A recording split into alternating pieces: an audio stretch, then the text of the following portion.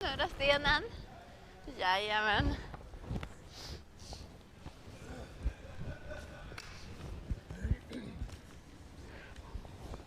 Good game.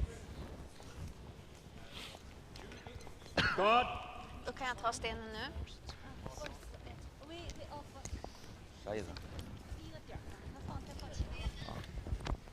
Good morning and welcome to Curling Club Wetzikon here in Switzerland, where we are this morning watching the bronze medal game of the 14th World Wheelchair Curling Championships.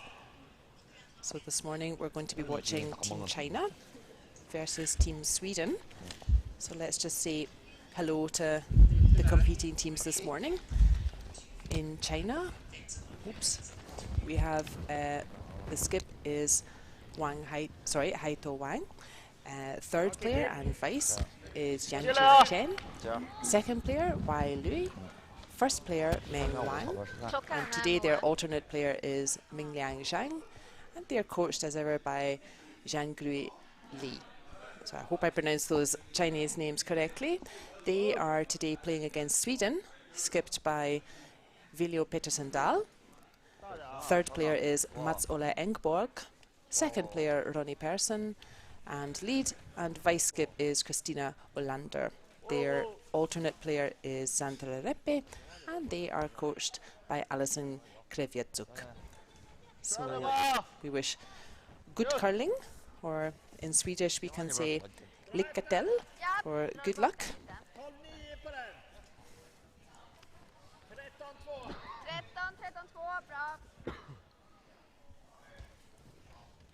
So this is the bronze medal game that we're looking at this morning. This is a tough game to mentally get yourself in the mood for.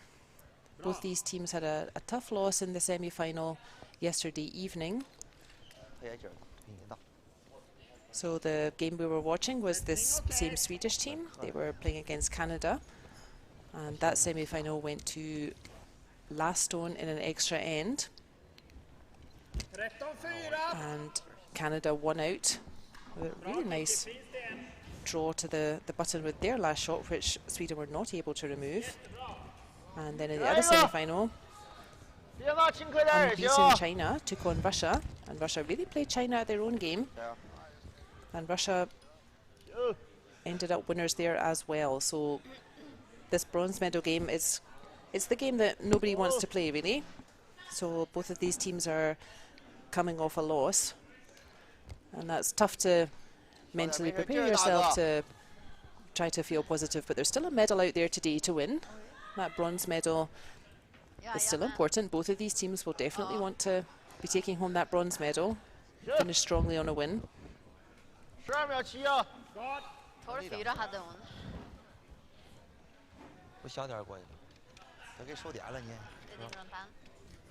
Interestingly, these teams that we see here, China and Sweden, these teams finished first and second respectively after the round robin. And the teams that we will see in the gold medal game later, so that will be Russia and Canada, both of those teams got to the semi-final through the qualification game. So China and Sweden qualified directly after finishing in first and second place. And Russia and Canada had to play an additional game to qualify for those semi-finals. So again, both of these teams will probably be a little bit disappointed. I'm sure they weren't taking the semi-final for granted, but probably both these teams have a very strong performance in the round robin of the competition, and they'll be disappointed that they're not competing for the gold medal. But both of these teams surely want to take home that bronze medal. So lots of stones in play already in this first end. That's what we like to see.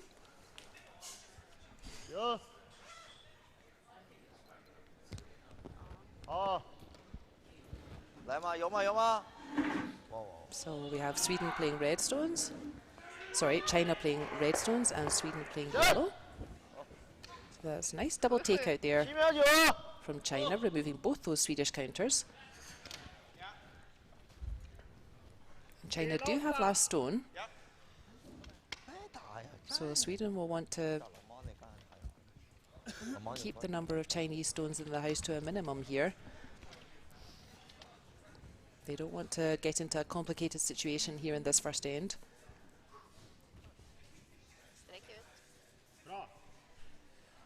So Swedish skip Viljo Pettersendal immediately goes to remove the Chinese counters. So they certainly got one. Not quite the double, but that's a nice clean takeout. Now China have quite a nice situation here. They have a couple of corner guards there. So corner guard means that the stone's in front of the ring, so it can guard the rings, the house. And the corner means it's a little bit off the center line. So you can see there's a Swedish stone there on the left. Sorry, a Chinese stone there on the left, the red stone over there, and a Swedish stone there on the right as we look. So they're just trying to come around the back of that Swedish stone. So it looks like that's not got the weight. So that's a bit of a let off for China, for Sweden. So Sweden can now clear that remaining Chinese stone.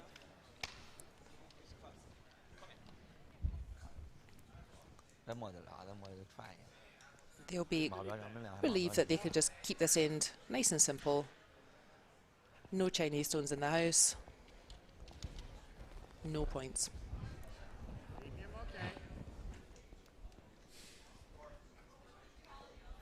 This looks nice and accurate from Sweden. Yep. Nice easy takeout there.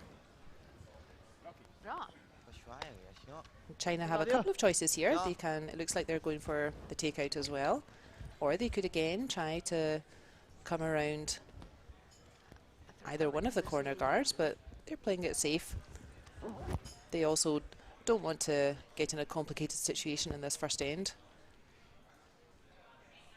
It can take an end or two just to settle in to the game and understand how fast the ice is running, so what kind of speed you need to make a draw behind guards. So oftentimes in these early ends you do see more takeouts.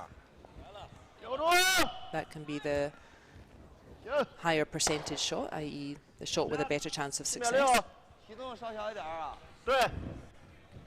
So at least for now, both teams quite happy to just exchange takeouts, keep it simple.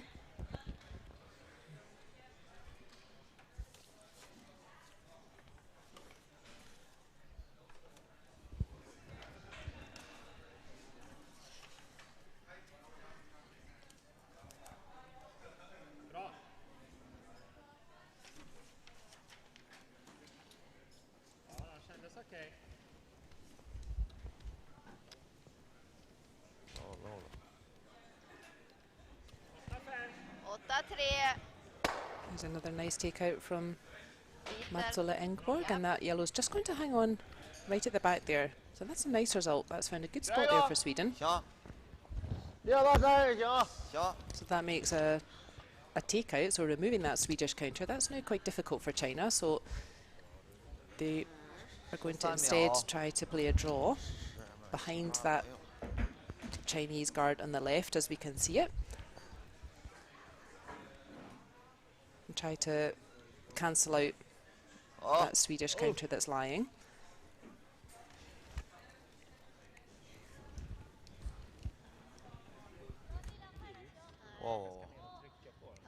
Det kan vara så också.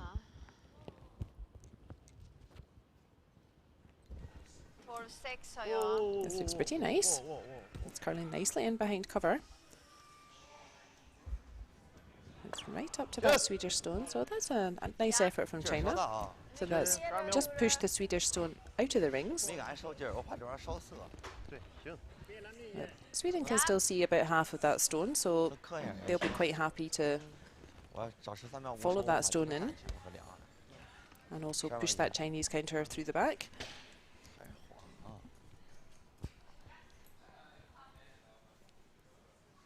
Important for Sweden in this first end is that they don't mind if China scores 1 point, since China have last shot, but they don't want them building up more points than that, 2 or 3. So Sweden are quite happy to just remove this Chinese counter and make sure that China can only score a maximum of 1 point here. And we'll come back to the tactics just shortly. So he's definitely got the red. Is it going to touch that yellow? It does. And I think that red might still just be hanging on.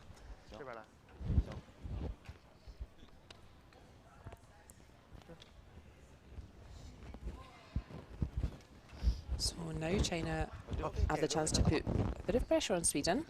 They're going to try again to get a stone in behind those two corner guards on the right as we look at it.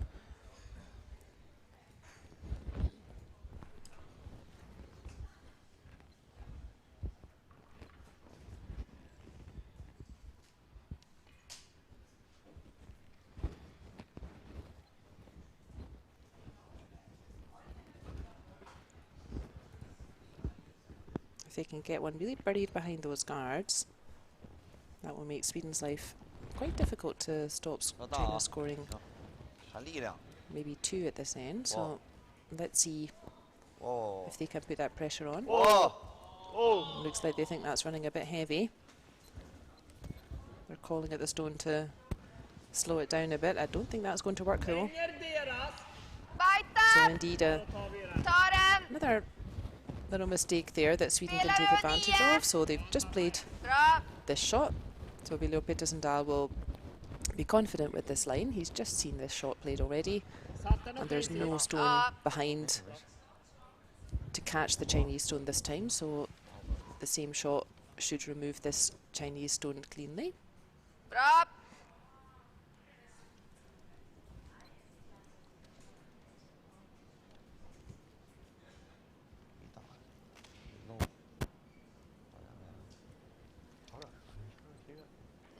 This looks nice. It's definitely got the red. Is that yellow going to hang around? It's not, but that's okay. So now China has a decision, as we saw several times in the game yesterday. So China, this would be quite an easy shot for China to score 1 point at this stage. These are international level athletes, so for them to simply put a stone in the rings, that's quite an easy shot for them. So China could do that, but alternatively what they might want to do is just play more like a takeout weight, so a heavy weight, and send their stone through the rings and score 0. So it looks like that's what they're going to do.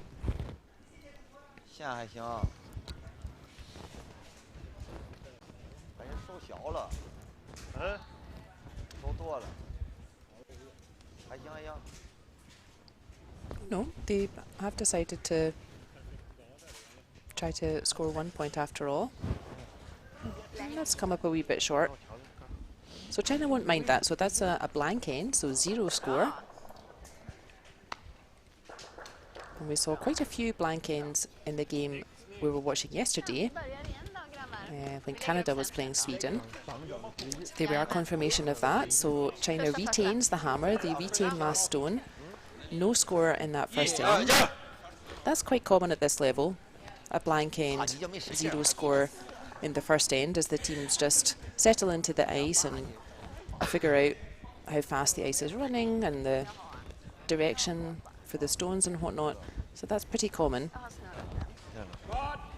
So why would China be happy with scoring 0 in that end? The reason China is quite happy with that result is because they retain the last stone. And why is it important to have the last stone? So with the last stone, because you have the final say in the end, it's expected that you will be able to score with that last stone. So at this level, we can think of it as the default situation. With that one last shot that your team has, scoring 1 point is oftentimes very realistic. It's almost the default. So you could see that in the first end that China had the option. They could relatively straightforward just put a stone in the rings and score 1 point. So the reason that you'll often hear curlers and in the commentary talking about scoring 2, and that's much more significant and more important, is because that's more than the default, so scoring 1 point is relatively straightforward at this level if you have last shot. Whereas scoring 2, you need to force a mistake from your opposition, or scoring more than 1. So scoring 2 or 3 points, you need to force a mistake or 2 from your opposition. And that's hard at this level, so that's why scoring more than 1 point with last shot, scoring 2 or even 3, that's why that's very significant, and that's why it's important. So that's why you'll hear curlers talking about working hard or really going for an aggressive end to try to score 2 or even more points than that. So that's why China won't mind that there was a blank end in that first end rather than scoring 1. They still have last shot in the second end, and they may try to mix the tactics up a bit and try to build an end, try to get some stones in play, make Sweden's life a bit more difficult, and get some mistakes from Sweden and give themselves a chance to score 2.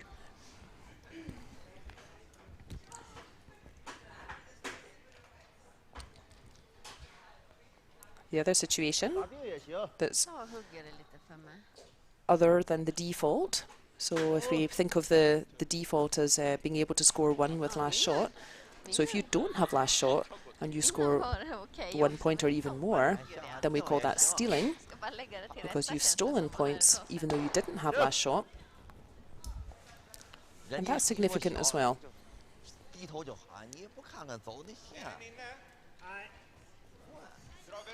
So Sweden would be in the position to potentially try to steal shots in this end, and that's actually what looks like they're trying to do. They had a couple of choices there. They could just remove that Chinese guard,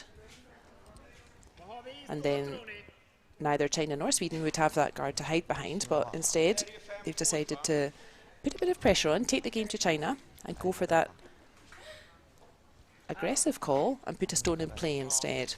So Sweden's a strong hitting team. We saw them yesterday being very clinical, removing guards out front, not leaving stones to build up an end.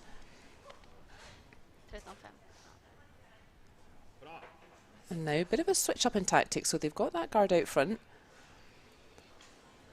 and they're going to try to really take the game to China. Let's put a stone behind that guard and put a bit of pressure on China. So good for you, Sweden. That's a nice aggressive call. This looks really nice for weight. Is it going to get around that guard? It's just going to touch it. And that's a bit of an unlucky result there, so that was really nice weight that Sweden played there. But that's just touched in that Chinese stone as well.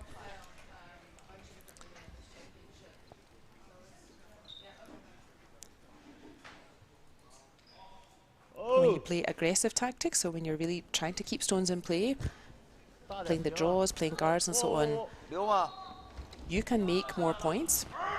So you can definitely get more mistakes from your opposition, but the risk is, of course, that you can give your opposition chances to make points as well. As we just saw with that Swedish stone just played, where they just tapped in that Chinese stone. So it's a higher risk for higher reward playing the aggressive strategy.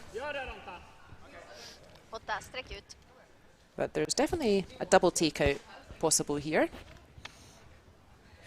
So hitting first the red on the left of Dahl Petersen Dahl, sorry, his brush as we look at it.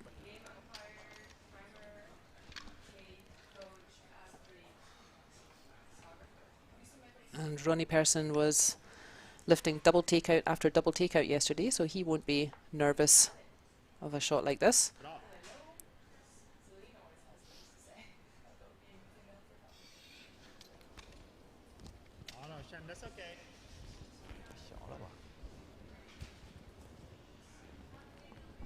He's certainly on the left red. Has he got the double? Well, he's moved that red behind T. So that's a nice result. He removed one counter. That's not quite behind T, but he's moved that around. He's put a danger stone there in the front ring for Sweden, which China don't like, so they're going to remove that. So that's a good result.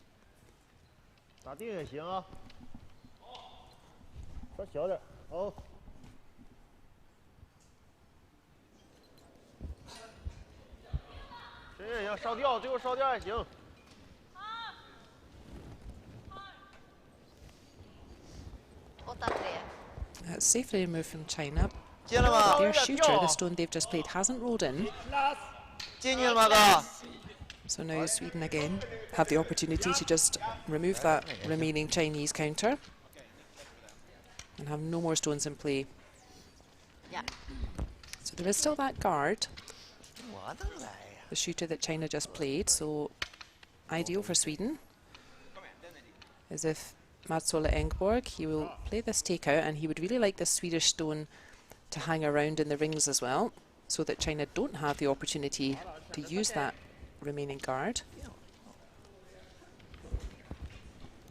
So he's certainly got the red, and he's going to hang around. Lovely shot there from Mats-Ola Engborg.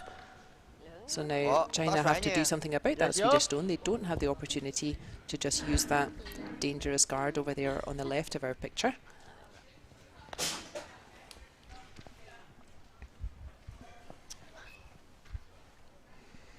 So perfect for China would be to remove this stone and get a roll all the way behind that guard on the left. But that's a long way. So first things first, let's remove the Swedish stone. We're definitely going to do that. It does get a roll. They're calling the stone to try to get it to roll a wee bit further. That was a great effort from China, so Sweden can still see that shot, but they've moved the play closer to that guard.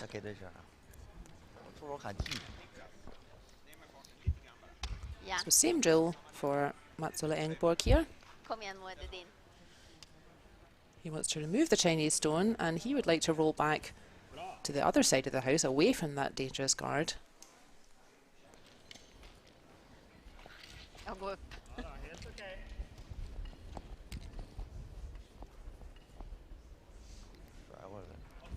He's certainly removed it. Gets a little bit of a roll towards the centre.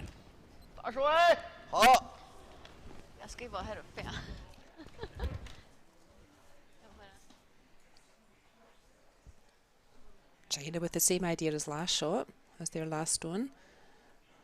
They want to remove the Swedish counter, and they would love to get a roll in behind that red guard.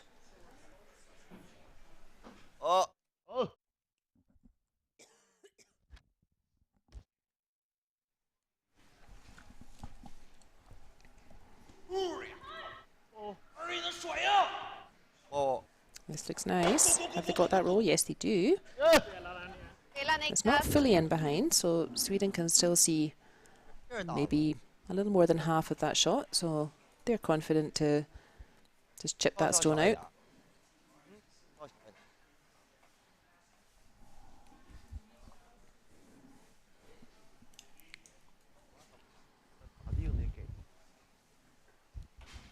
So Sweden's tactic again in the second end.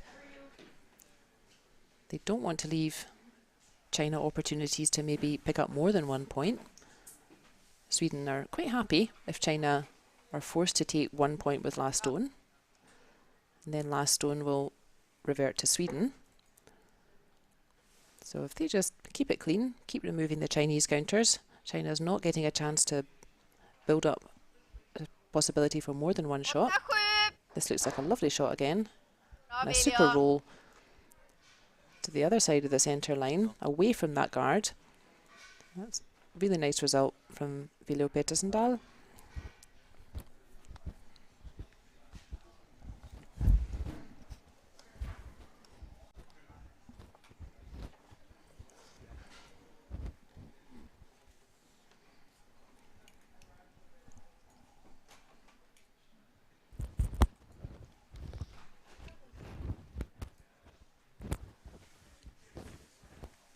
So China has 2 stones to come if they want to try to pick up more than one in this end.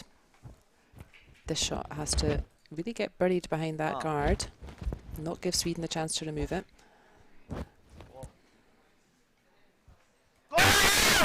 They're shouting the stone along. He gets a bit of a roll, but still nice and open for Sweden. Which hand do you want? Says Christina Olander. You will often find players prefer one direction, one curl, counterclockwise or clockwise. And since the stone is right in the middle, that Chinese stone, both directions are possible. So they're going for the clockwise rotation. All he has to do is remove that Chinese stone. He'd be happy to hang around with the Swedish stone as well, so that China doesn't just have an empty house. And he's done that really nicely. So last stone for China coming up now. And again, they have a decision, so they can try to pick up 1 point by playing the same shot Sweden just played. So remove the Swedish counter and hang around. It looks like that's what they might be trying to do. Or they might want to remove the Swedish counter and roll out themselves, so that they then score 0 again, so another blank end. So looks like this is going to be a blank again. Yep, safely remove the yellow and remove the Chinese stone. So another blank end there, 0 score. And again, that's not a mistake from China. They did that on purpose. They are happy to score 0 here, so that again, they can keep the last shot and they can try to get a mistake from Sweden and try to build up more points next end. So there we are, confirmation that after 2 ends, we're now in the 3rd end. China keep hammer, as they've had since the beginning of the game. No score yet, 2 blank ends. So China will keep going with the tactics that they've been using so far, looking for a little mistake from Sweden to give China the chance to put up maybe a guard or a second shot behind a guard. But Sweden, of course, have other ideas. They are not going to let China build up stones, so they're going to persist with their tactic, just keeping everything clean, not letting stones build up.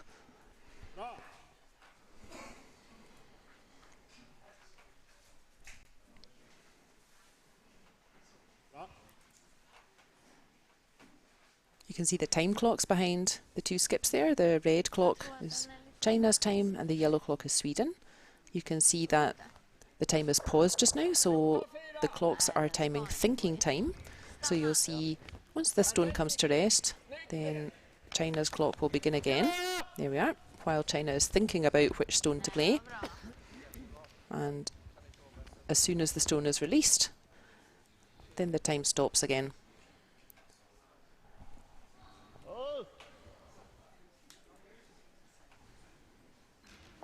There we go, so the stone's released. And once this stone comes to rest, then Sweden's thinking time will begin again. It used to be that the clock was timing a whole game, so more like a chess clock, so as soon as one team's stone finished, the other team's clock would start. And it changed to thinking time because this was felt to be fairer, because if you have a team that's really going for an aggressive game, they're trying to get shots in play, they're trying to keep stones in the house, those stones take longer to get there compared with takeout. A takeout stone maybe only takes 8 or 9 seconds to get there, whereas a draw takes about 15. So now we have the clocks measuring thinking time instead, so that teams who are playing aggressively, they're trying to get stones in play, playing a lot of draws, they're not disadvantaged that their game takes a bit longer on the clock. So there we can see an attempt by Sweden to get round that centre guard that they put up. That just over curled a wee bit. That was quite nice for weight. But Sweden won't mind. That's 2 shots in front of the rings that they can use, either to get a stone behind, or they could push those stones directly into the house.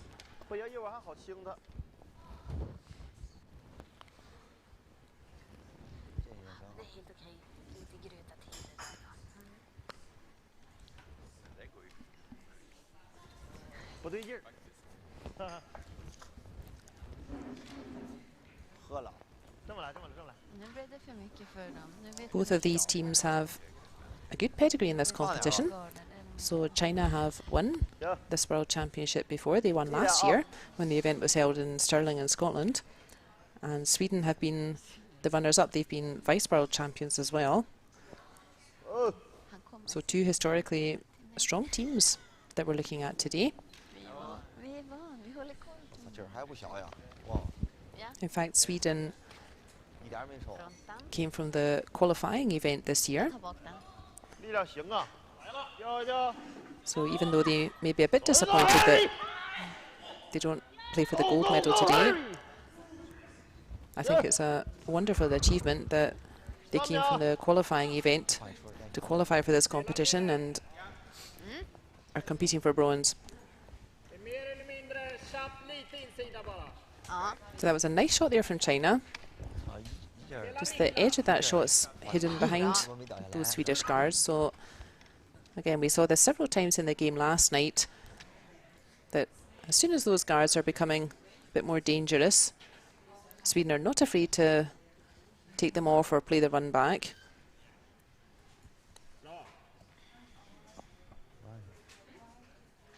So this is Ronnie Person's signature shot. Removing those guards. Is he going to catch that red as well? Yes, he is. That's a nice clearance. The guards are still there though, so China may decide to play the same again. Or they may say they've got that counter at the back. And centre guards, they don't want to be looking at centre guards when they're playing their last shot, so this is a sensible call as well. China could come in behind those guards, but they know that Sweden are a strong hitting team, so they could promote those guards and remove the Chinese stones, much like we just saw with the last stone Sweden played. So China saying, no, we don't want centre guards. They're a bit dangerous, let's just remove them. He's got the pair of them. He's got both of them moving. That Swedish yellow is just going to hang around in the rings, but that's still a good result for China. As important is that they don't want the centre blocked by Swedish guards. So they won't mind too much that that stone rolled into the rings, because now everything's open, and that's important for China since they have the last shot in this end.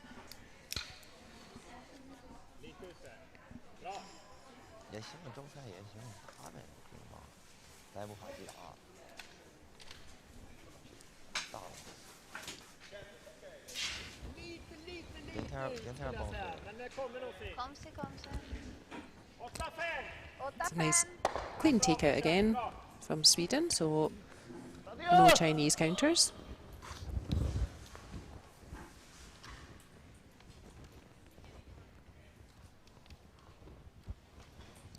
And at the moment this does have blank end written all over it again, thanks to that nice clearance of the front guards from China. But let's see. All it needs is one little half shot, one little mistake from one of the teams, and then you can get a second shot in play. Put a bit of pressure on. No mistakes so far.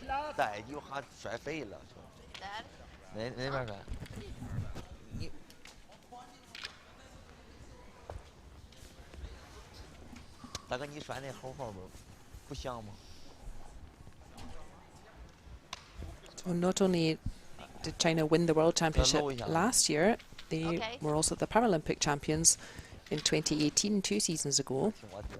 So very strong pedigree this Chinese team has. But Sweden won't be intimidated. They've had a really strong week. They've played really good curling, so they won't be intimidated. They'll be confident of competing for this bronze medal as well. Yep, here's another nice tidy clearance. That yellow is just going to hang on. So China again has the decision. Do they play it safe and remove the Swedish counter, or do they play aggressive and try and play a shot behind the guard on the right of the screen as we see it, but they're playing it safe still. They don't want to put pressure on themselves by leaving Swedish stones lying around that they may have to draw against with the last shot.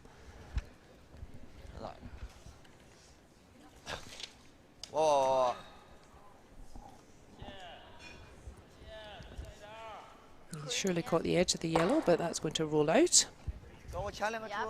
So now Sweden has the decision. So they could, just replace a stone in the rings. Or the other choice was to remove that red guard from play, so that China has really no chance to hide a shot behind a guard, no chance to build an end. But I like this call. It's a bit less interesting for the viewers if the game gets very conservative and defensive and just removing all stones from play. So good for you, Sweden. More aggressive call, putting a stone up here. Maybe they'll get a mistake from China.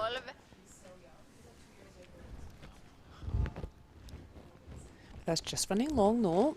That's not going to hang around that Swedish shot, so we can see again it's a higher risk shot, the aggressive call, for a higher reward. So now China does have the chance to draw in behind that guard. That's exactly what they're going to try to do, to hide a shot behind there, try to get a mistake out of Sweden.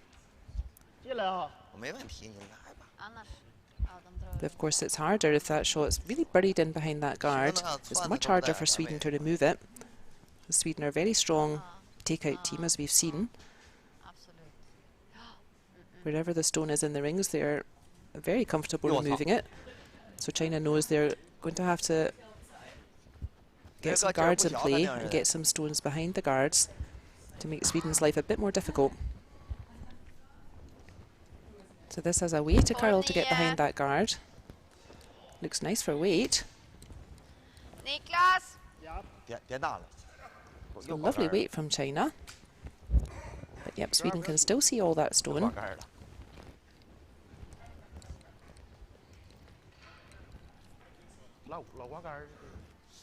Bra där. Ja. Niklas.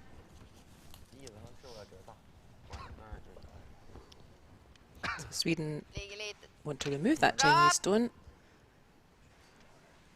and they would be happy to hang around with their stone, maybe get a bit of a roll towards the centre, take the play away from that dangerous guard. He's certainly on target. He's going to get a bit of a roll. Yep, lovely shot there. So his stone rolls right to the middle line, away from that dangerous guard, so that makes it harder for China to remove the Swedish stone and roll behind that guard. The bigger the roll you need, the more difficult it is to make it accurate. So the Chinese stone would have to hit and roll about 6 feet, so that's not so easy to play accurately. They're quite right to give it a go. Again, important is that they remove the Swedish stone. They don't want to put pressure on themselves with their last shot.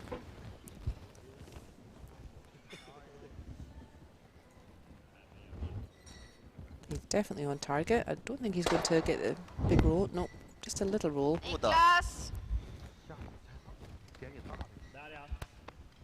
Där. So this end is playing out a lot like the first and second ends after all. Neither team quite finding the roll, quite getting a stone hidden. And really strong play from China to remove those dangerous centre guards from Sweden earlier on in the end.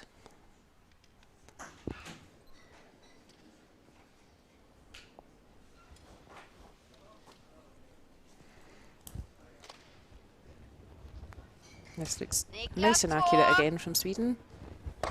Yep, lovely shot. Bra Viljo. I'm sure China already know what they want to do. Fina sättningar. They have the same decision as the previous ends. They can either remove the Swedish stone and hang around and score 1 point, or they might want to remove the Swedish stone and remove their own roll out as well. The score is 0.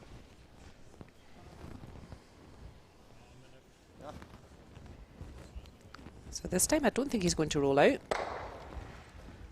So 1 red. we finally have a score of 1 red to China. 有好日子先过了。我说崩飞就得了。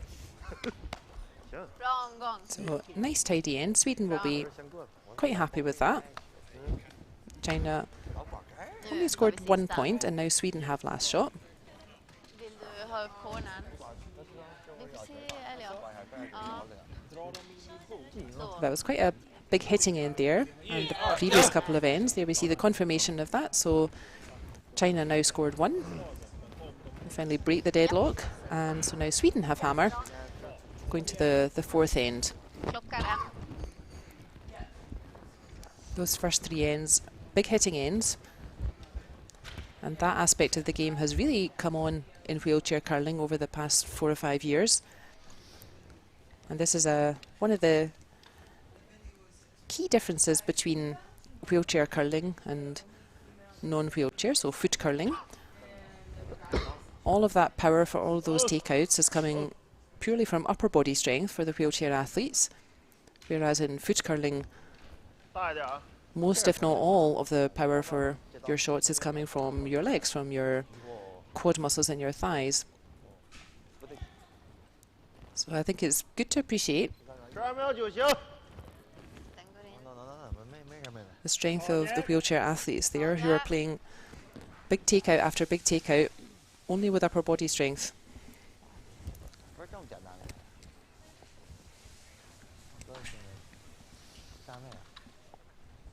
Plus på första. You can also see as we watch Swedish lead Kristina Olander here, you can see another key difference in wheelchair curling rather than foot curling, and that's that all the athletes deliver with a stick. You can see there that there's a little flexible piece just at the end of the stick where it connects with the stone, and that's how the wheelchair athletes put the curl on the stone, either clockwise or anti-clockwise. Yep, nice safe removal there from Sweden. 来一个。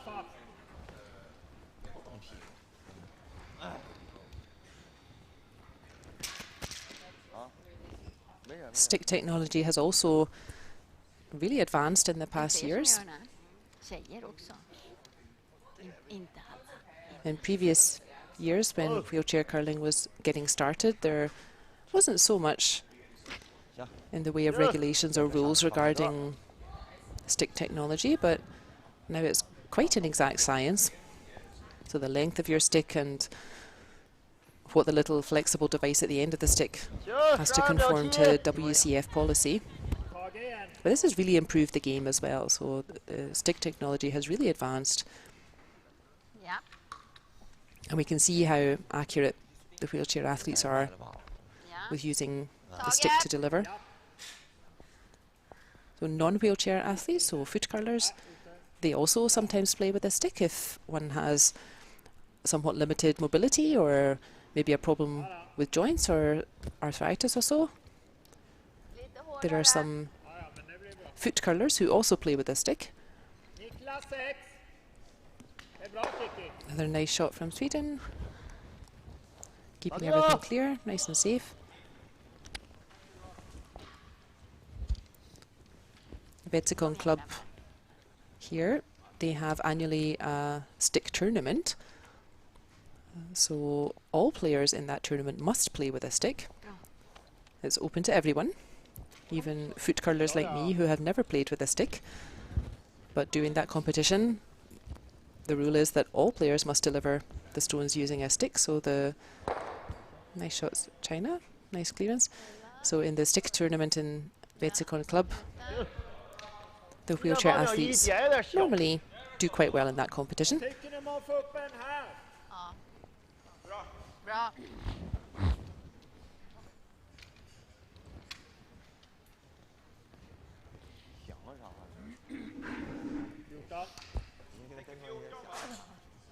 Ja.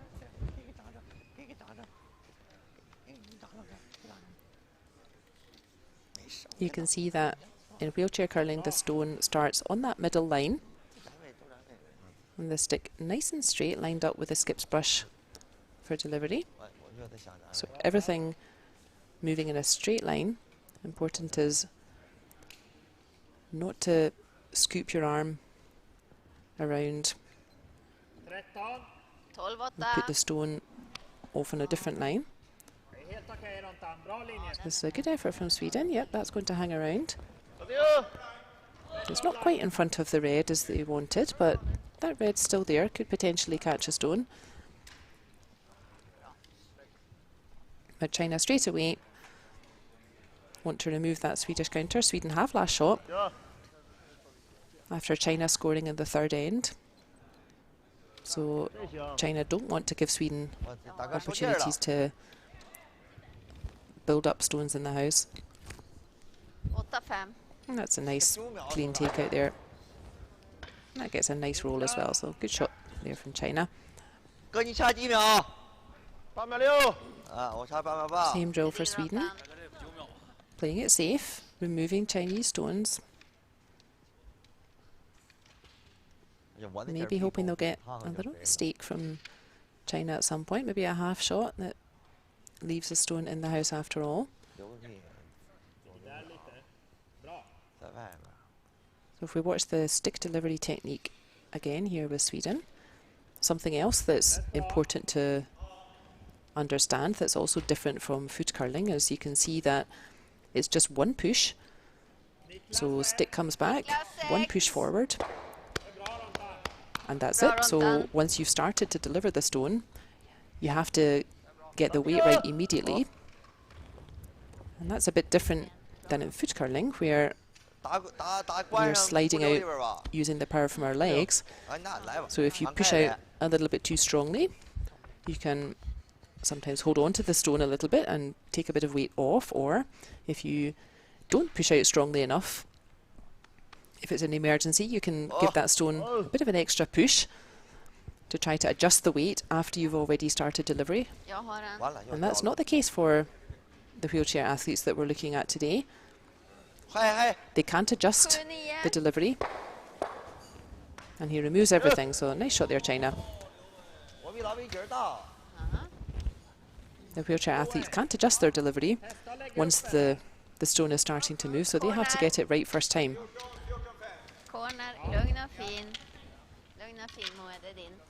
So they're using upper body strength only, and they have to get that delivery correct first time, no adjusting after the stone started to move.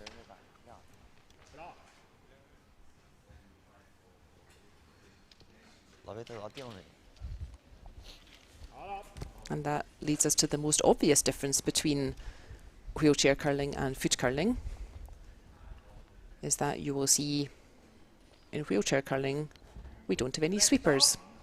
So sweeping is not permitted in the wheelchair game.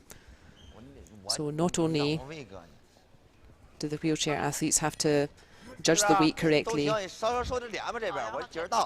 with each delivery, so they can't adjust the delivery after the stone started moving, they also don't have sweeping to help adjust either the weight, the length of the stone, so your sweepers can drag the stone a bit longer if the stone was running a bit short, and they can also help guide the direction. So that's the two purposes of sweeping. And the wheelchair athletes don't have that, so they have to be really accurate. Speaking of which, there's another nice accurate stone from China, not leaving any stones lying around that Sweden might want to draw to, or would have a chance to build an end. So it's very conservative stuff out there, but that's not surprising. Two very strong teams out there. Both of them know that these games really come down oftentimes to one or two little missed shots or half shots. So both of them are playing really low risk strategy at the moment. Neither wants to get into trouble.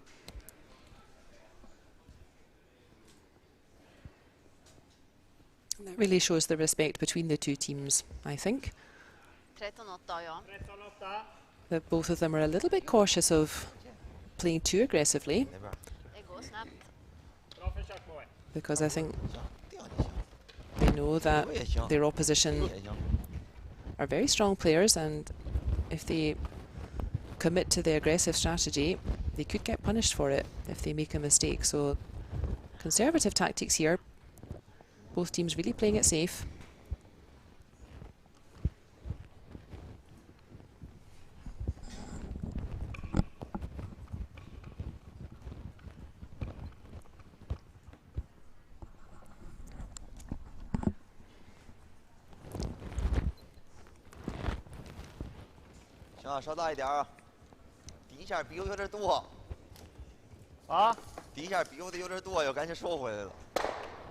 Yep, no trouble there for Chinese skip Haitao Wang. Niklas!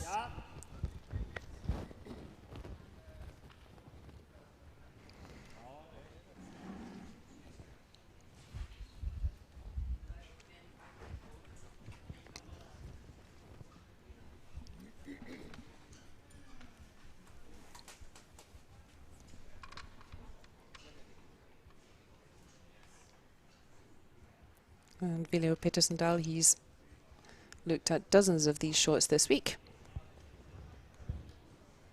Bra!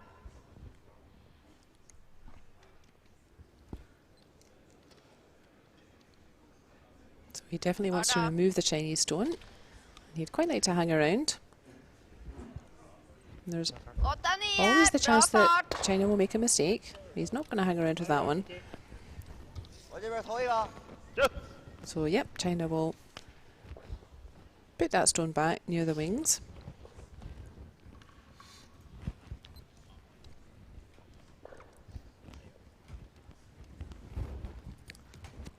Typically, the nearer the stone is to the centre, the easier it is to remove it. So that's why China are quite happy to put this stone all the way out on the wings.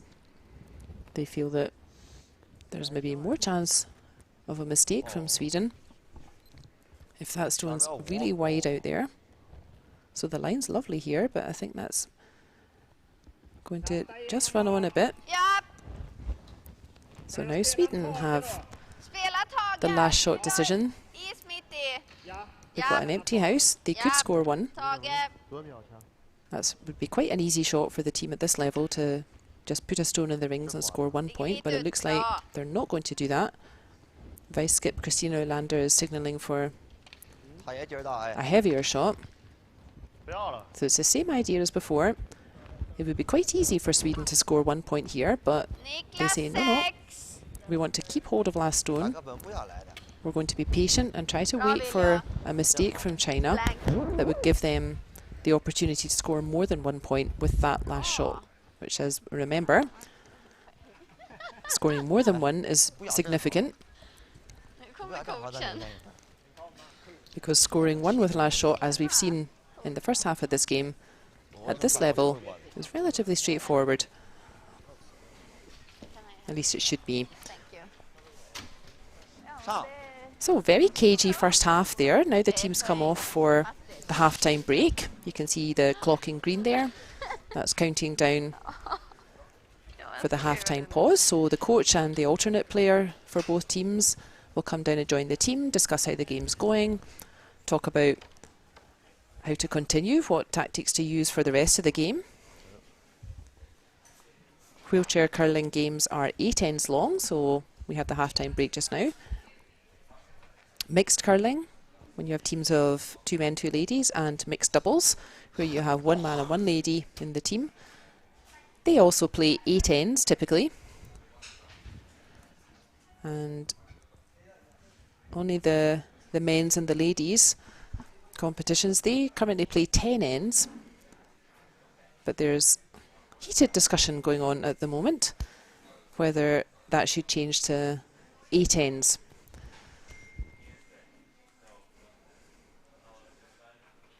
Some people feel, or one school of thought is that 8 ends encourages the teams to get on with it a bit, so they're less likely to run through a couple of ends just with hitting, because you've only got 8 ends, so you have fewer ends in which to score. But there's another school of thought, which says, well, the teams who are really fittest and, you know, can really concentrate for those 10 ends, maybe they have an advantage playing 10 ends at the moment. And they prefer to play 10 ends rather than 8. But yeah, typically at the club level, games are 8 ends. Wheelchair curling is 8 ends. So we have our half-time break just now. There we see confirmation. Very low scoring game. 1-0 to China. That 1 point just in the third end. And Sweden had the opportunity to score 1 in the fourth end. That would be quite an easy shot for them to have just put a stone in the rings and score 1 point, but they chose not to. They chose to throw the stone through instead, because they're still trying to force a mistake from China so that they can try to build up more stones in play, not just scoring 1.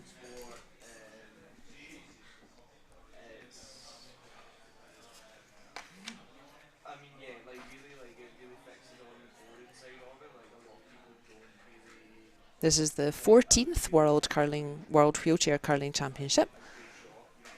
The first World Championship for wheelchair athletes was held in 2002 in Scotland. And this is now the 14th competition, so not every year it's been played, and also in an Olympic year there isn't a World Championship because the teams are instead playing at Olympics. And in fact, this competition here in 2020, this will help qualify teams for the next Paralympics, which are in 2022 in Beijing. So I think it's 10 teams will qualify for the Paralympics in Beijing. So the teams here, they will get points according to how they finish. So the higher you finish, the higher you place in this competition, the more points you get. You will keep those points through this season and also next season. Same thing will happen next season. The teams at the World Wheelchair Championships will also get Olympic qualifying points depending on their finishing place. And at the end of next season, at the end of 2021 season, the top 10 teams who have accumulated the most Olympic qualifying points, they will qualify for the Paralympics in Beijing in 2022. So it's not just about this World Championship. It's important for teams, and it's well worth fighting for every game. So there's a big difference between finishing even in place 7 and place 8. You get more Olympic qualifying points the higher you finish. So it's well worth fighting for those ranking places, even if you're not involved in the medal games, because that gets Olympic qualifying points for your country.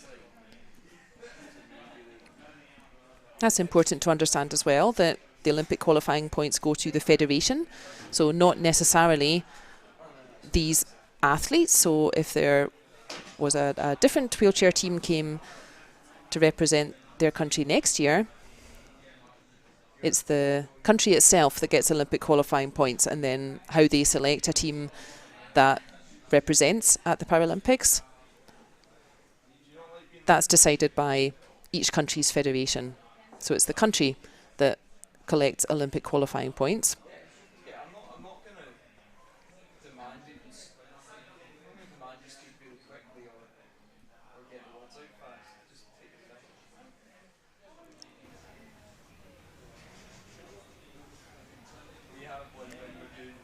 This week in the World Wheelchair Curling Championships, this is the top 12 teams in the world in wheelchair curling. 21 countries have ever represented at this top group of the World Wheelchair Championships. And there are new countries developing wheelchair curling all the time. So this week we've seen the top 12 teams in wheelchair curling battle it out, and for the other countries who are involved in wheelchair curling, there is a qualifying event prior to this World Championship where the teams compete to earn a place at this top group. So the top 3 teams in that qualifying competition, they qualify for 3 places in this World Championship. And then after we've finished this World Championship, the teams placed in 10, 11 and 12th position, they go back to the qualifying competition next year. So this year the 3 teams who go to qualify next year, that will be Switzerland, Estonia and Czech Republic. And all 3 of those teams, they had good games. They won 3 games, each team. So it just really shows you it's high quality stuff out there. It's very difficult to maintain your place in this top group.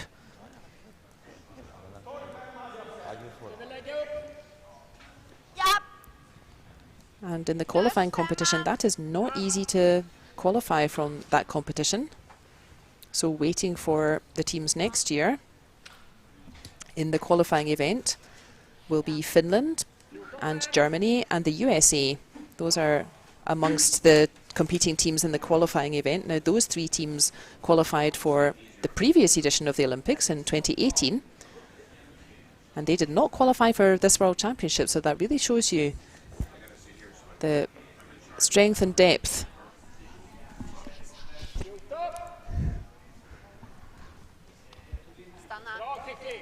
So it's tough to maintain your position here at the World Championships. And there are a lot of very experienced, very high quality teams in that qualifying competition as well.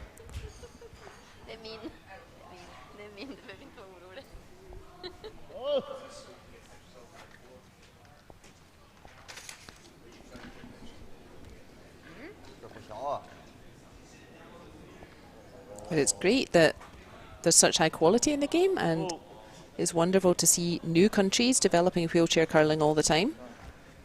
Those new countries join the qualifying competition.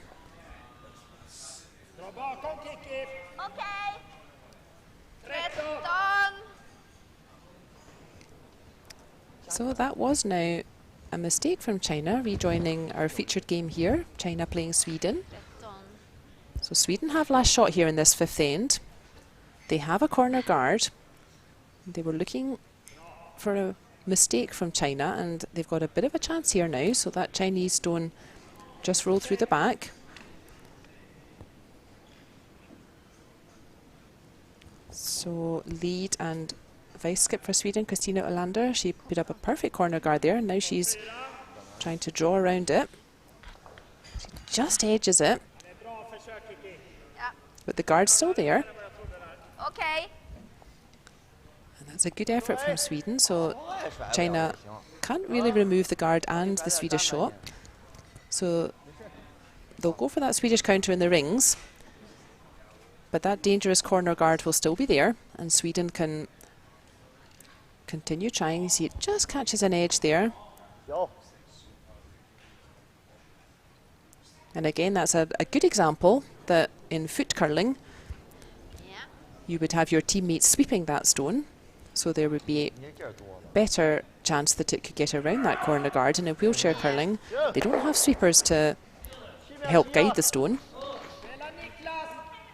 so they have to get the line really perfect, straight out of hand.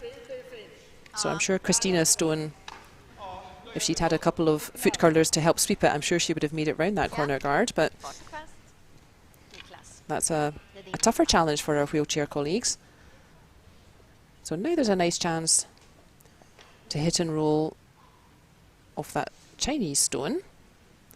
Sweden really looking to use that corner guard to get a stone hidden behind their guard, so that hopefully they can get another mistake from China.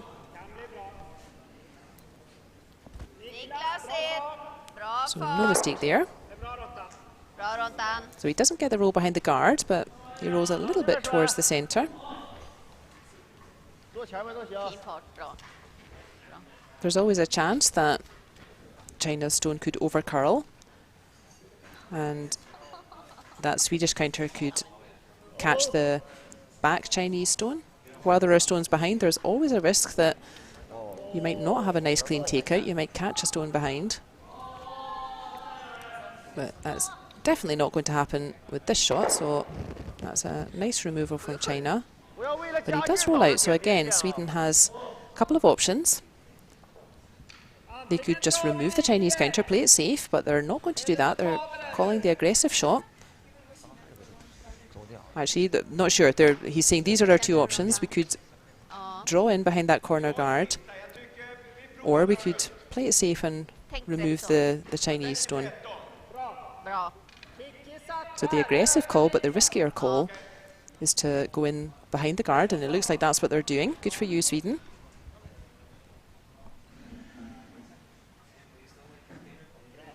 So Sweden can really bury this stone behind that guard. That makes it very difficult for China to remove. They'll be hoping they can get a mistake from China and give them a chance to score more than one with last shot here. So this is certainly past the guard. He's got plenty space. I think that's running a bit high. That's not going to hang around. So now China say, well, no more chances for you to get behind that dangerous guard. We're just going to remove that. This is the right call from China. They could put another stone in the house, but this Swedish guard is the only stone that can really cause China trouble. So this is the right call to remove it.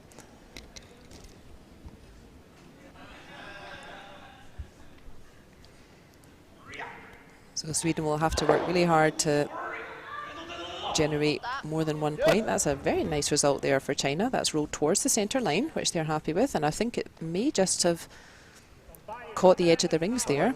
So China definitely lying 1 and maybe 2. Very nice result there.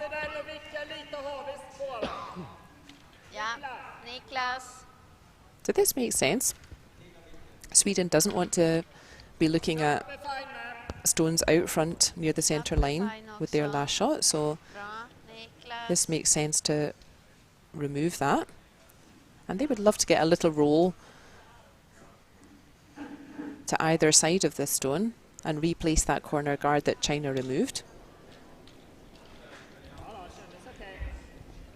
But first things first, let's make sure that Chinese stone is removed from play. Yes, it is. He gets both of them moving, but doesn't quite get the double take out. That's a nice result.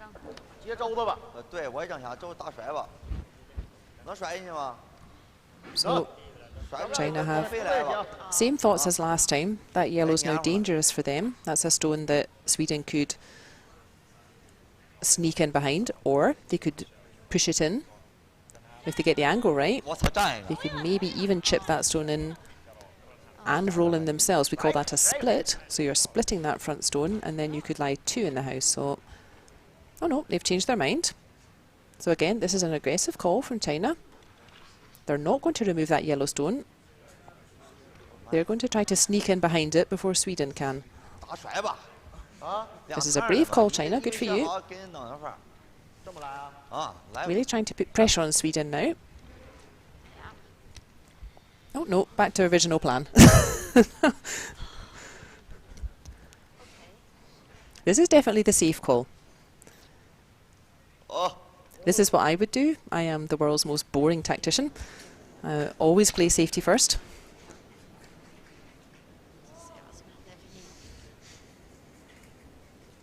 No stones, no points.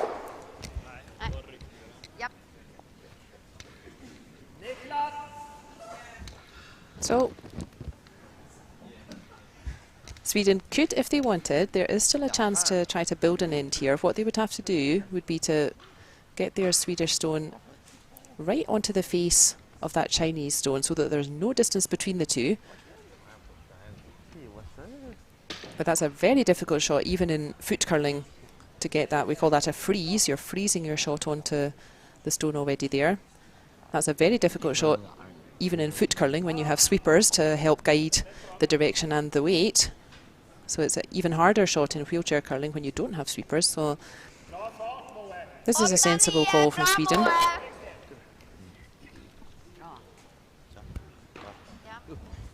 Now the reason you might want to freeze, so if you imagine that Chinese stone was still right behind that Swedish stone, that would make it much more difficult for China to remove. So if we're getting towards the final ends of this game, at some point someone might have to try to play a freeze to make a multiple score to win the game. We're not quite at that time yet, so Sweden's still playing it safe.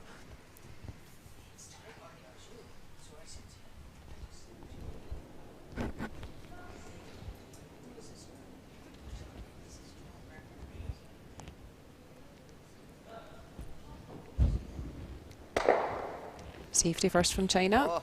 Niklas! And I fancy Sweden will simply continue with this. They'll be happy to hold on to last stone. They'll be happy to play this end out just like this. Hold on to last stone and try to give themselves a chance in the sixth end to get some stones in play and score more than one.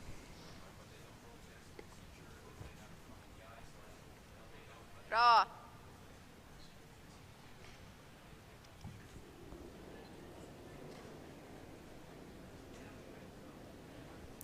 So you can see also in wheelchair curling that typically the thrower will set up for the throw. Bra William! Yep, no mistake there from Sweden.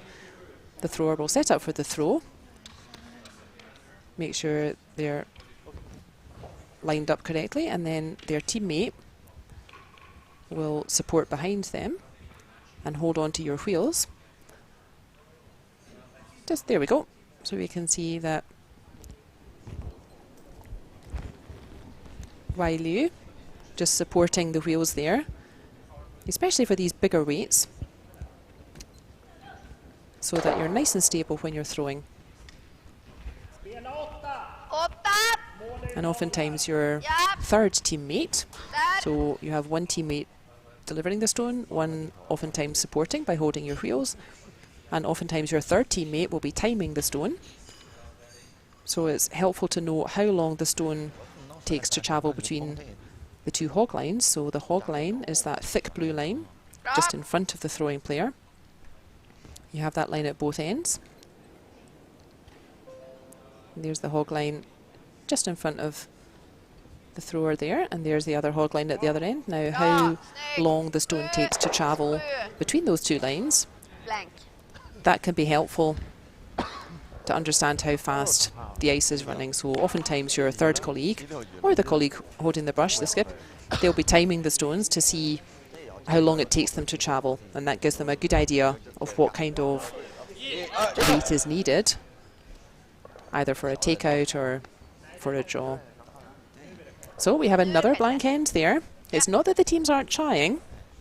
We've seen guards in play, we've seen some aggressive calls,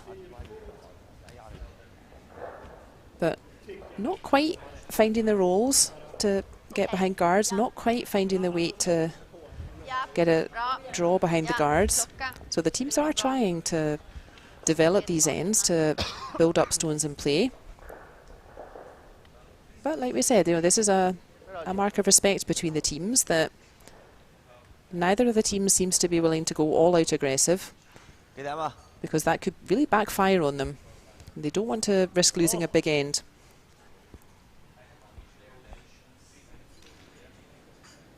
So let's see what China does here. The aggressive shot would be a guard.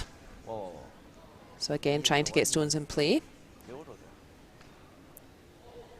And they're not going for that. They're aiming to put a stone straight into the house. Is that going to hang on? It's not. So that's a mistake from China. So now Sweden could make the aggressive call. The aggressive call for Sweden here to try to get stones in play would be a corner guard. So if we remember, that's a guard, so that's out of the front of the rings, but not on the centre line, so more towards the side. That's a corner guard that Sweden can then use to try to start building up an end. So it looks like that's what Sweden's called.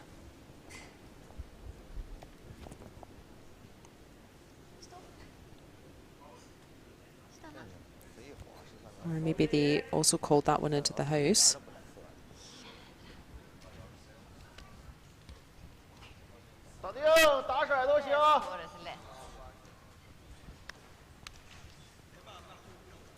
I think that was the idea from Sweden. They were intending to play that T-line, so that's 100% shot for Kristina Olander. The reason they will have done that instead of playing a guard is, again, very conservative play, very conservative tactics. If Sweden put a guard out front, that's a guard that China can also use.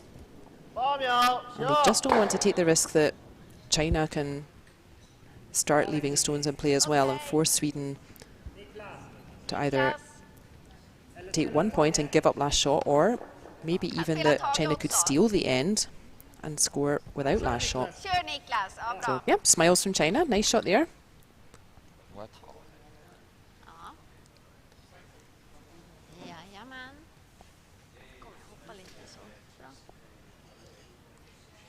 You see there, teammate supporting by holding the wheels for a nice stable delivery.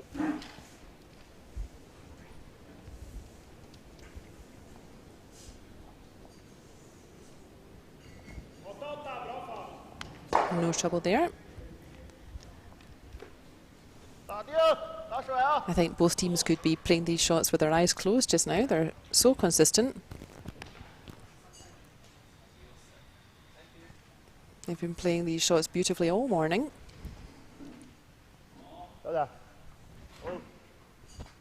Neither team willing to risk a more aggressive call at the moment.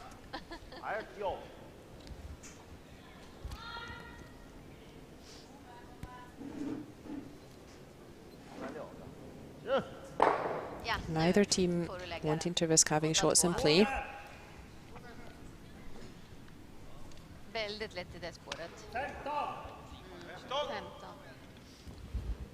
These are two really strong teams out there, so they both know each other's strengths.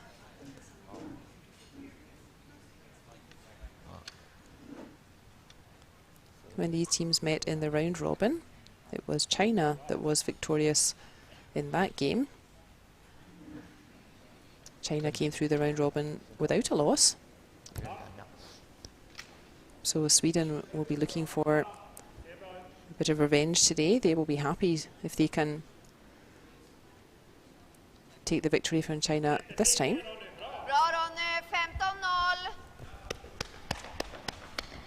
So that is a more aggressive shot. That China could also use a guard, but no, they're still playing it safe, very conservative.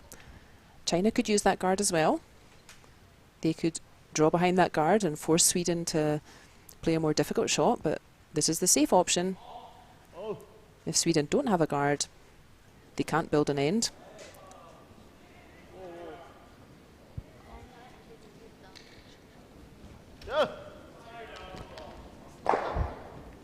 Yep, very nicely done there.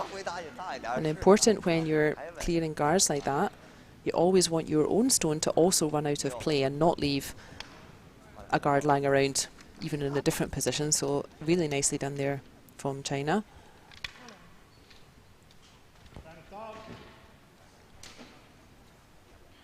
So Sweden has another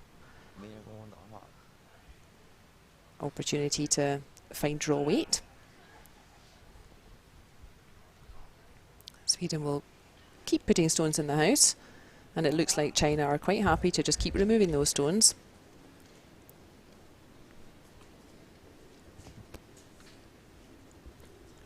Both teams will be aware that we're now in the sixth end, so at the moment this end is playing out a lot like the previous ends. Very conservative, very cagey stuff, nobody letting stones build up. But we only have 2 ends left after this. So if Sweden want to win the game, they will have to switch it up to a more aggressive tactic in either the 7th or 8th end.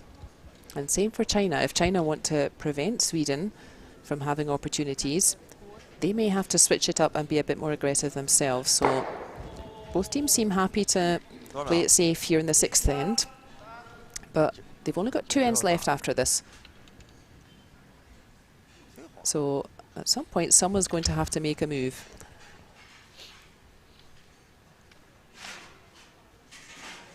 Sweden won't be worried that they're 1 point behind at the moment.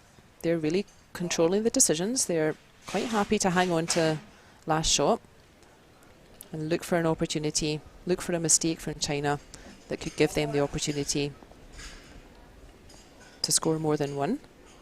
So Sweden won't be worried that they're 1 point behind at the moment, but they will be aware that if they want to win this game, they will have to switch it up eventually and start playing a little bit more aggressive. 回去再给地来点儿，我劲儿大，我把顶一下，点大了，崩飞了。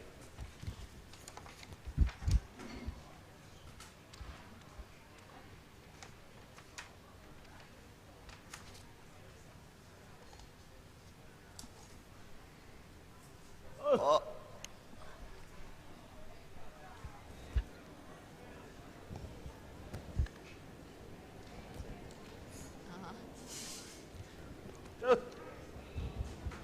Yep, no mistake there from China. 还挺矮。7.5。 劲儿太 I 大。 think that red's just out. It's a little bit hard to tell from this angle. 出去了吗？ It looks like that red's just outside. Ja. 劲儿太大， 13. 多亏受点点，要必崩飞了。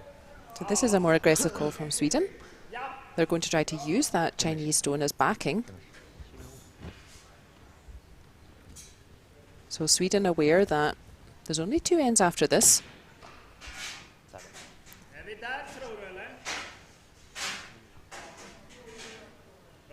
Only 2 ends left, so they do have to switch it up and start getting stones in play.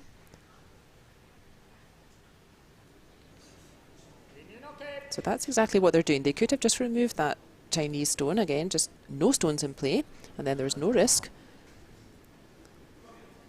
But they've called this aggressive shot.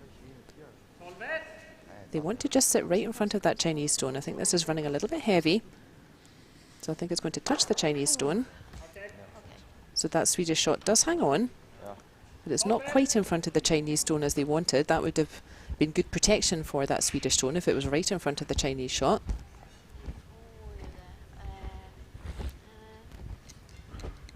But we'll probably see Sweden doing that from now on. If there's a half chance to start building an end, to start getting shots in play, Sweden will have to start taking those chances because there's only 2 ends left after this one. China, on the other hand, they're +1 already. They don't necessarily have to work hard to build an end at the moment.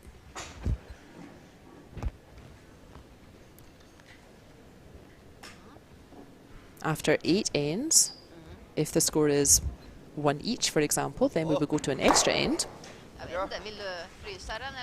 China wouldn't mind that. So China's +1. They're quite happy to limit Sweden's chances. Sweden only managed to score 1 point in the next ends, and the score finishes 1 each. We would go to an extra end, and China would have last shot, which they'd be happy for.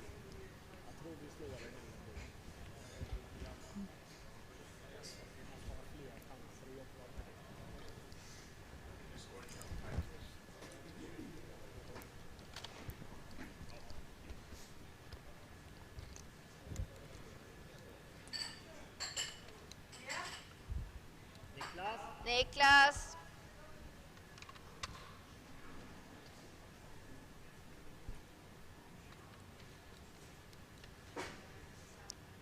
So the same possibility here. Sweden could just Bra. sneak up to that red and play exactly the way, just to sit in front of it, and that would provide protection for the Swedish stone.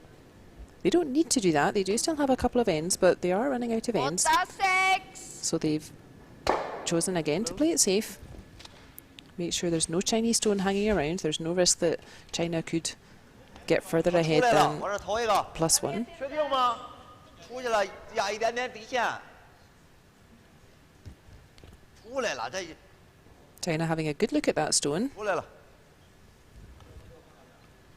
wondering if that's in or out. I think they believe that 这点信任都 it's 没有 out of the rings, so it doesn't count. 咱时间是够用。大哥，出了一只呢。啊，出了一只呢。Haito Wang coming up to have a look himself. 整个刚刚呀，就有点底线。 There you can see 2 stones to come. 操，这点。One from China, one from Sweden. 完了，扎心了。我多一点。哪边？ So China must believe that that stone is out of play. If they thought it was in play, if they thought it was touching the rings, they would surely remove it, not give Sweden any chance to score more than 1. So it looks like they're happy that that stone is out of play. It's not in the rings. So they're just going to put another stone towards the centre.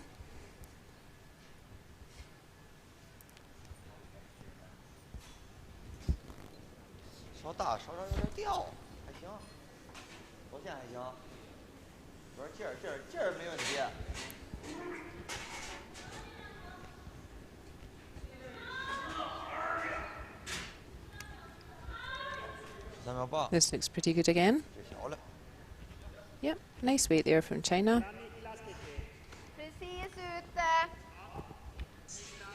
And Sweden will do the same again.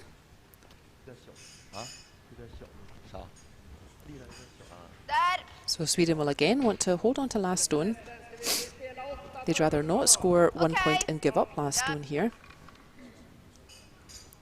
But China will be hoping for a mistake from Sweden, and from Sweden's perspective at this stage in the game, it would be a mistake if Sweden remove this Chinese counter but also hang around themselves. So Sweden don't really want to score 1 at this point. They really want to hold on to last stone still and try to play a little bit more aggressively.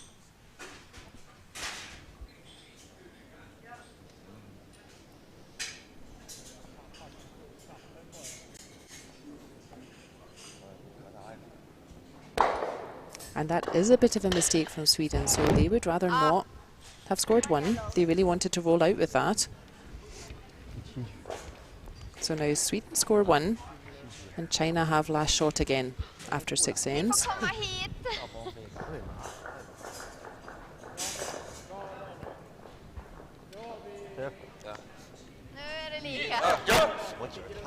So now we have a 2-end shootout. So there we are, confirmation of that score.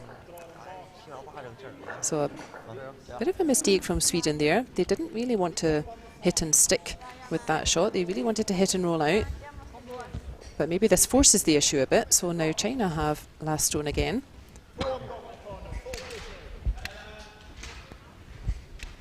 And we have 2 ends left, so a 2-end shootout now. Ja. Kan du toucha till den där uppe? Guard! Plus 5.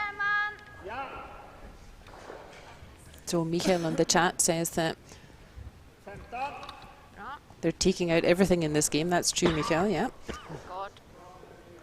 It's a very conservative affair. Neither team willing to go all out aggressive.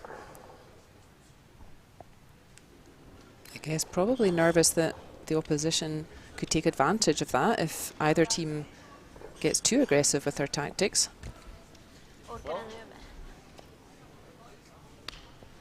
But we've only got 2 ends left, scores level, 1 each. So one of these teams is going to have to make a move pretty soon. So China's not allowed to remove that stone. That's in the free guard zone. So stones in front of the rings like that. The first 5 shots are included in the free guard zone. So for the first 5 shots played overall, any stones in that front area, the guard area, are not allowed to be removed from play. You can move them around, you can touch them and push them to the side or so, but they're not allowed to be removed from play. So China cannot remove that centre guard that Sweden played. So they've elected to draw behind and try to get to that centre place before Sweden does. So that's a good effort from China. And it's just run on a little bit heavier. So there's space there for Sweden to get in behind and closer to the centre. So that's exactly what Sweden were hoping for. They've played that centre guard to try to get some stones into play. And China have given them a bit of a chance. They've given them a bit of a space.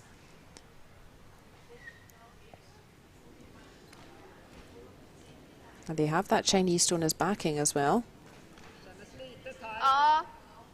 So Sweden can really put pressure if they get a nice stone in behind the guard here. Kort. I think that's just running short, so that's just going to curl a little bit and catch that guard. That's not bad though. The centre guard is moved off the line a bit, but Sweden can still use it.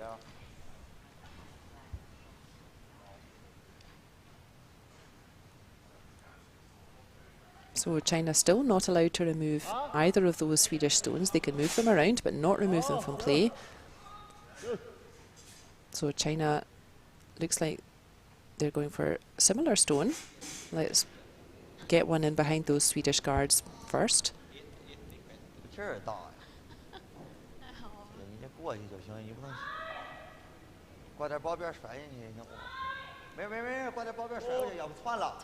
you can hear the players calling on the stone to not curl too much. So she had a really nice line with that shot, but a little bit too heavy. So Sweden again have a bit of space that they could get one in front of that Chinese counter and be closer to the centre. So I think that back red, that Chinese stone, I do think that's hanging on. So I think China are line 2. But that back stone is quite far from the centre, so Sweden unlikely to be concerned about that one just now. Yeah. Tage.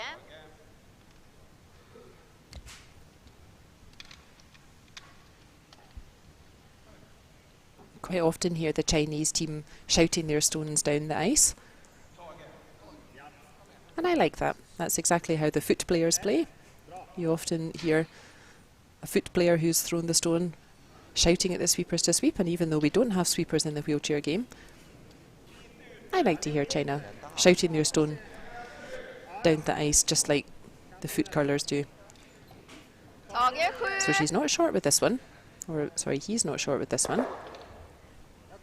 So that's removed that Chinese counter, but that Swedish shot is open. And this is a bit of a dangerous situation for Sweden, so there are 2 guards left and right of that shot, and China will be hoping to remove this Swedish shot and then roll to the left or to the right and get one hidden in behind the cover there.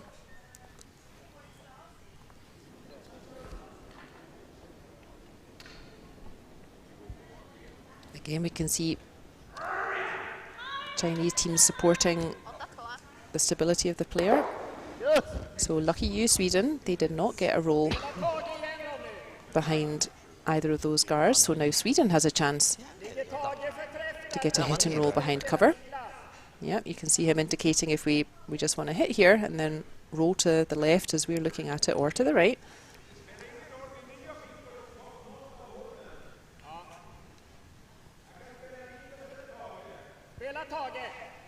Yeah.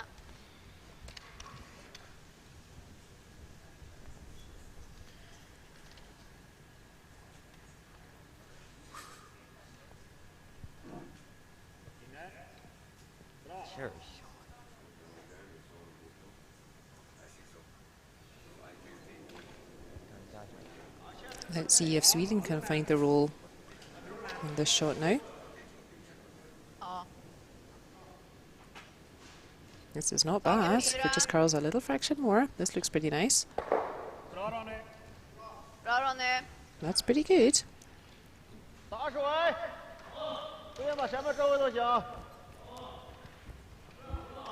So it looks like China is saying, yep, they want to remove the Swedish counter, but if it overcurls a bit and removes the guard, we're happy with that too. So now the free guard zone is over. We've played more than 5 shots. So now those front guards, we can remove them.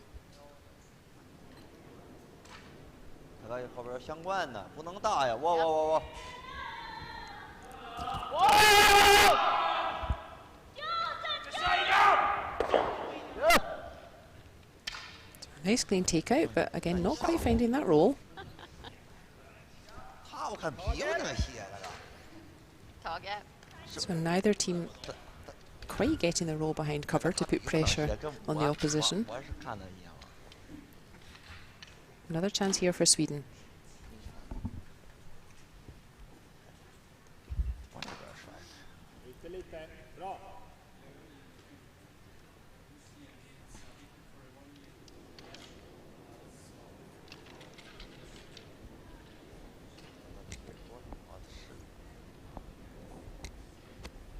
He's certainly on the red. Is he going to get a roll? Still not quite. Niklas 9, bra Moab. 帅虎打水，好的，没问题。还不能清前面啊。 So let's see if China can find the roll now.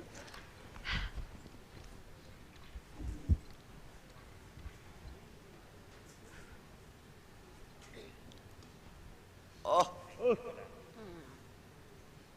就是这儿。 So China do have last shot in this game. Sorry, in this end. 我操，我劲儿大呀！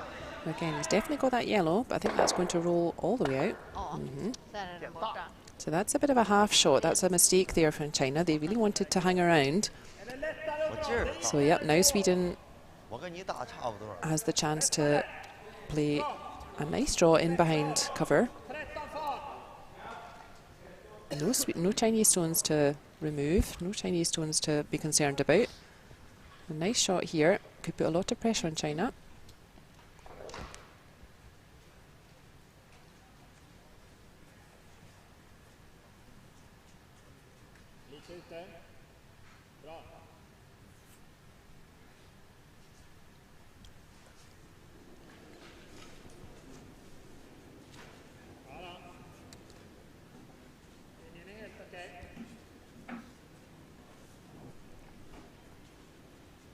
So this looks like a really nice line.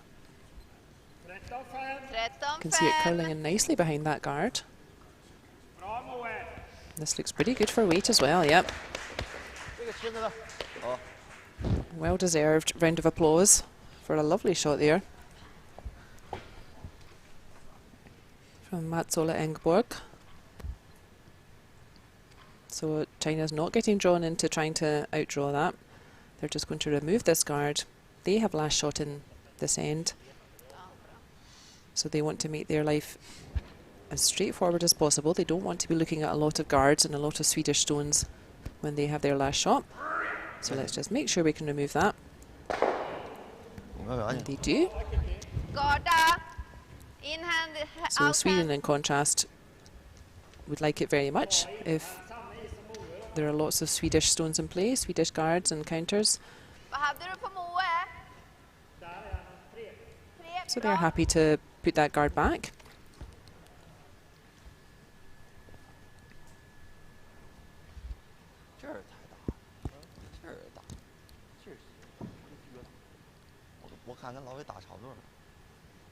So Sweden in a nice position here. China have last shot in this end. But at the moment, China are having to use their stones to deal with the Swedish counters. So Sweden quite happy with how this end's going for them. Lite ute. Bra.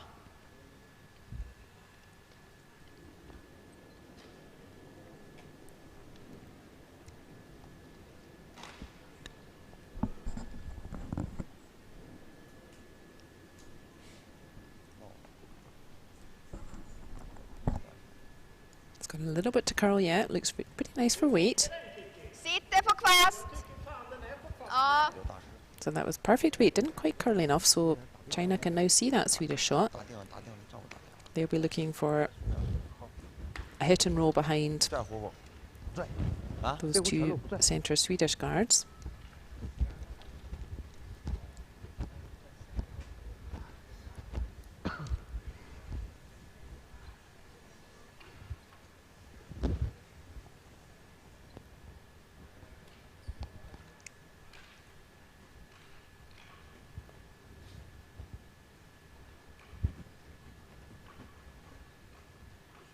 Oh, pretty tense out there. Every stone is becoming awfully important.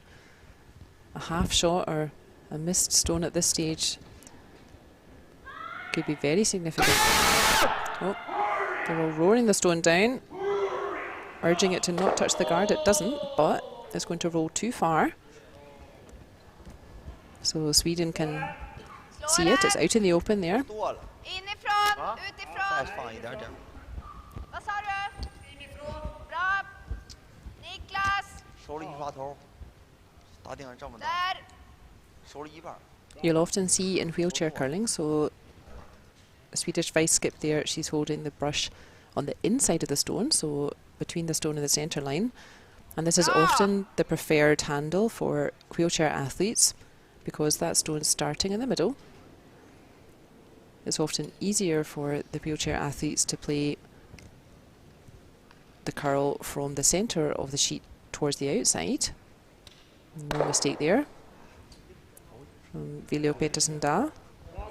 And in foot curling, you'll often find that players favour the other handle, so the stone curling from the outside towards the middle, just because it's a different technique that foot curlers use to throw. So for the wheelchair athletes, it's often more accurate because the stone's coming from that centre line.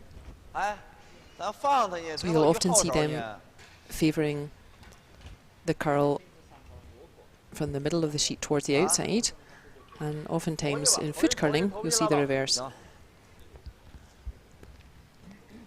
So no stones in the house for China. Again, they have a choice here. They can either choose to score 1 just by putting a stone in the rings, which is relatively straightforward for players at this level.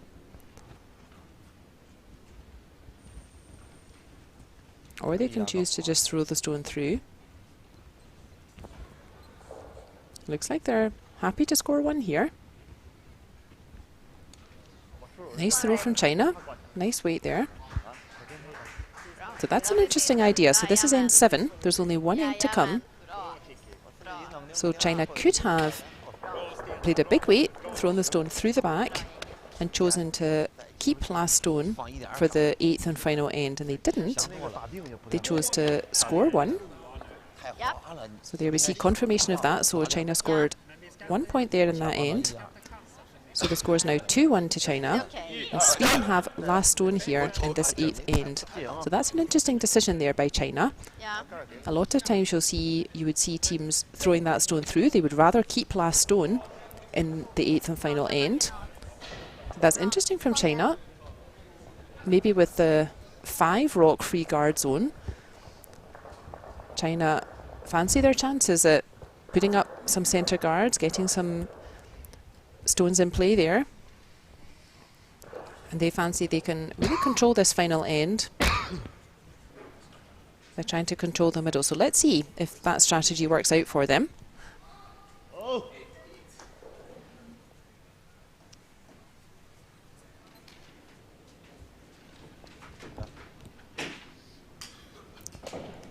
So China's in quite a nice position. They can afford to lose 1 point. If Sweden score 1 point, that would make the score 2 each, and we would go to an extra end, and China would have last shot. They don't mind that too much. Sweden have to score at least 1 in this end to go to the extra end, and they need to score 2 to win the game at this point. Yesterday we saw Canada in this situation. They were in exactly the same situation. They were 1 point down, and they had the hammer, they had the last stone in the 8th end, and they made no attempt to get 2. So they were quite happy to play the end out, make sure they had a relatively straightforward shot to make sure they could score 1 point. So they didn't let a lot of stones build up. They never tried to put guards out to play for 2. They made sure they could get 1 point, took their chance in the extra end, and they won. So that strategy worked out for them. Sweden not doing that. Sweden taking the aggressive stance here. So they've put up a guard. So Sweden are committed to trying to make 2 points at this end and win the game from here.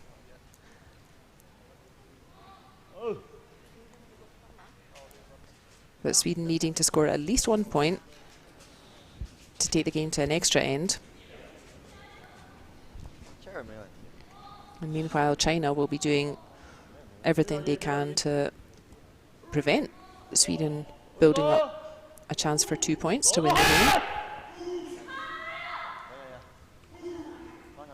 Has lovely stones there from Chinese lead Wai Liu.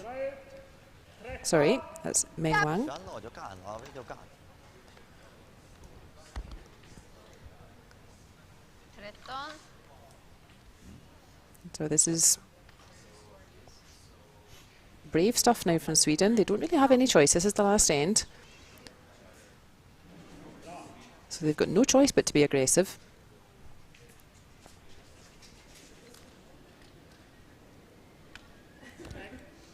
So they need to take a deep breath and ignore those Chinese stones that are building up in the centre.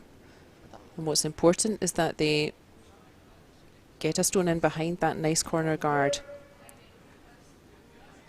So it takes good courage to ignore those Chinese stones in the centre. Stop. Hey. And that's just hanging on. So that's not a bad effort from Sweden. 先把踢回来，行。行。 And China could do two things here. What they're doing is following that Swedish stone in, so they want to cancel out that Swedish stone. They want to get behind the guard, but closer to the middle. The other thing they could do is consolidate their position on the centre and put up another centre guard, or even swing another stone into the centre.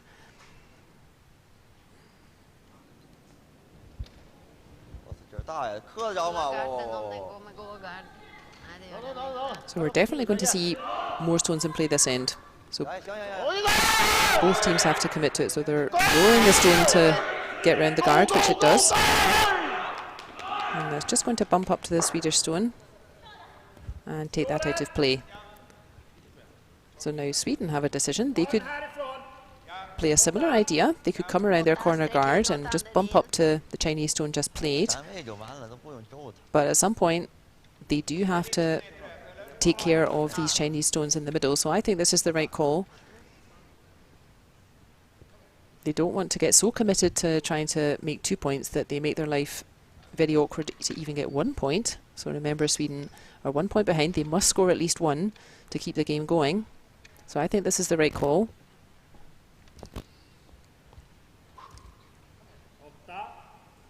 They need to make sure they can get 1 point, and they need a mistake from China to give themselves a chance to get 2.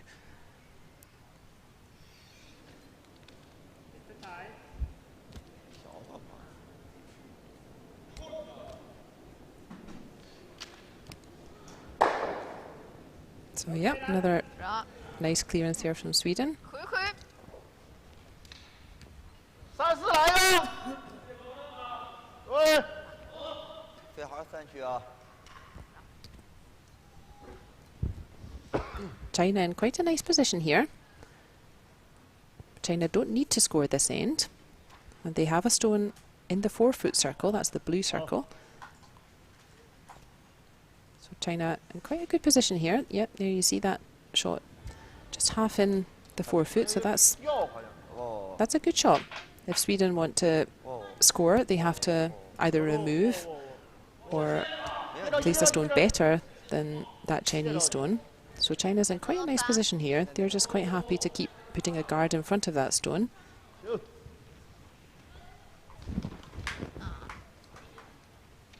it's not quite covering it. I think Sweden can probably see about half of that short stone. So they can either go after that short stone, remove that from the 4-foot circle, or they can again remove the guard. I think this makes sense. Let's try to move that stone from the 4-foot circle. Doesn't have to remove it completely from play, but at the moment that stone's in a tough position for Sweden. If Sweden want to score at this end, and they must score at least one, that stone is really in their way, so I think this is the right call.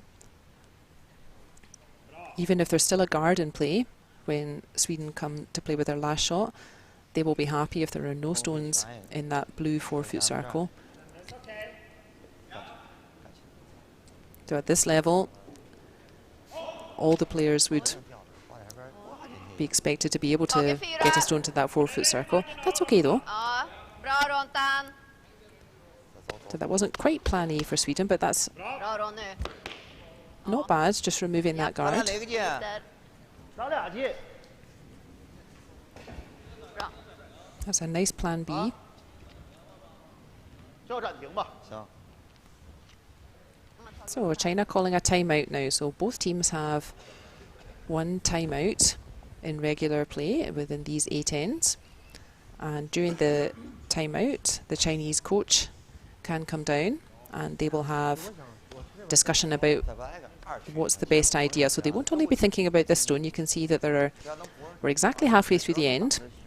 咱俩进。 So China won't just be thinking about this stone. They'll be thinking, if we put a guard, then what will Sweden do? And they'll really be thinking all the way to the end of the game from here. So we're halfway through this end, and they'll really be thinking how they want to try to drive the second half of this final end. That's what they'll be discussing. Now Sweden, you can just see the Swedish feet there in the background. They'll also be having a bit of a team discussion. They will be aware of the different options that China has, and Jag stannar här nere. Går det they bra will be där? discussing how to respond to that.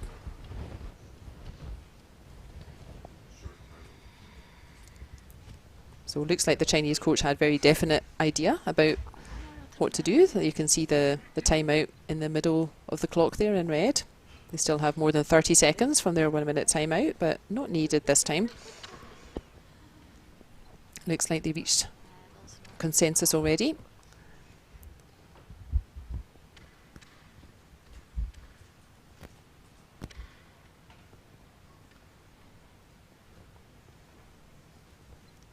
Oh.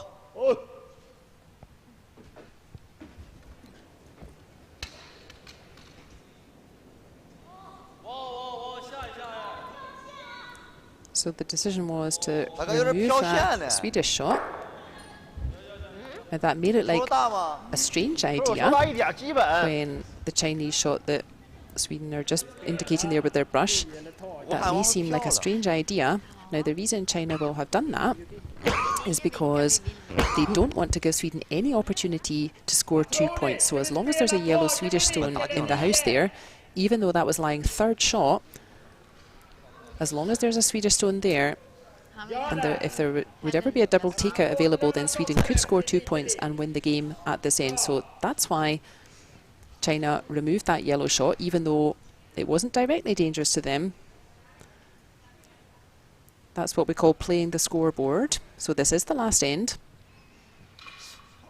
China don't want Sweden to score 2. They don't want to give them any chance, so they just removed that stone that could become a danger.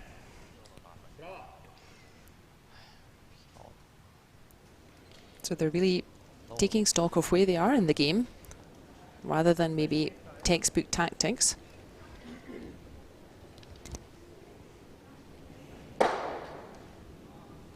that's exactly how my teammate Nigel plays. He always plays the scoreboard. He will notice that.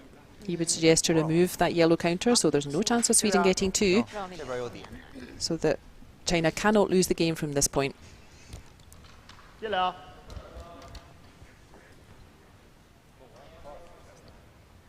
And that was a 行， bit of a half shot there from Sweden, so they would have rather hit and stick that and have the Swedish stone still in play. 13.5秒吧。 差不多吧。 So China quite happy with this position. No Swedish stones near the house, so at the moment, tough for Sweden to score 2 points and win the game at this end. And they now have the opportunity to 哇哇 put some more pressure on Sweden 哇哇！ by putting a second shot in play here, Borde bli långt ner so that där. it's hard for Sweden to use those corner guards. Jajamän. But that's overrun a little bit, so they actually have given a bit of a chance to Sweden. There you see Där är bra! Sweden immediately indicates that place right in front of those Chinese stones. Vad klockan är? So Sweden will want to play 5 i Kikki. Ja, right det up close. There you 12-9. go, just where he's indicating with his brush. 13 So that would be a Swedish counter behind those corner guards and with some backing to make it harder for China to remove the stones. So a pat on the shoulder there. You've got this. Deep breath.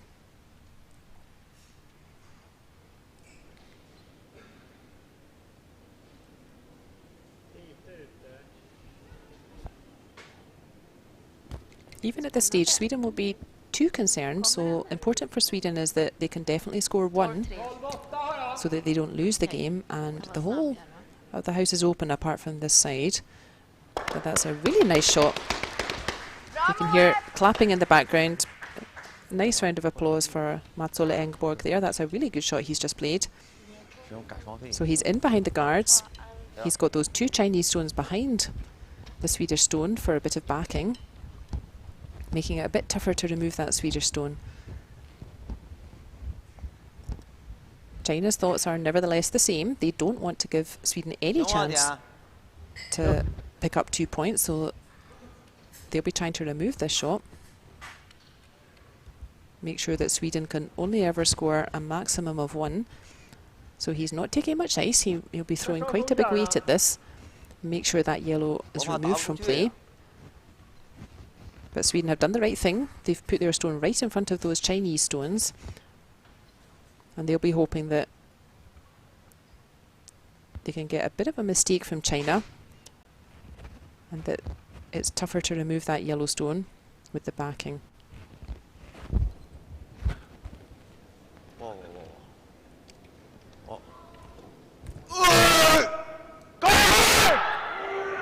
They're roaring the curl. And he's made that very nicely. That was a tough shot. Yep, round of applause for Hai Tao Wang. That was a tough shot. He could easily have caught that yellow stone. Let's look at it again. Yeah, if that had curled a wee bit more, that yellow stone could have just gone straight back into the Chinese stones and not moved out of play. So a really nice stone there. Sweden will be trying exactly the same thing. They'll be trying to get that stone in behind the corner guards and up to the Chinese stones to get a bit of backing.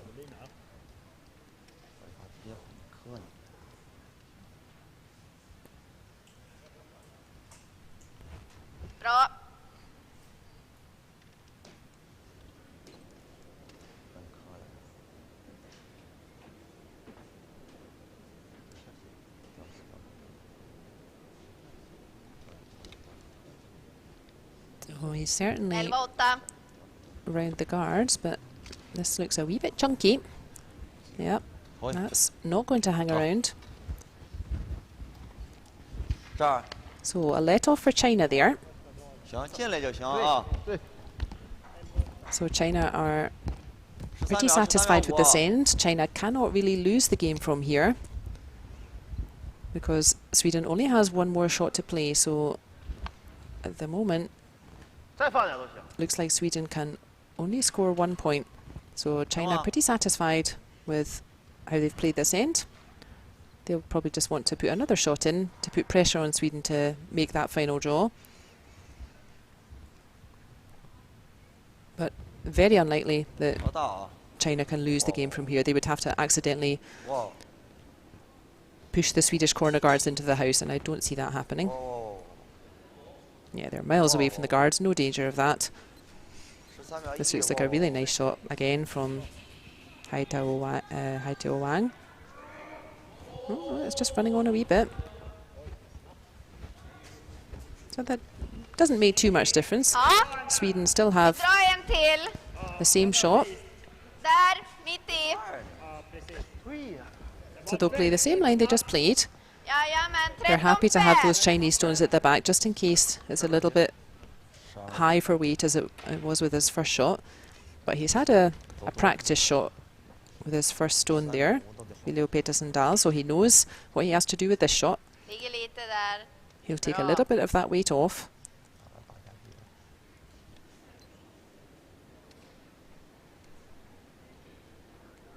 Critical shot here. This has to beat those 2 Chinese counters at the back.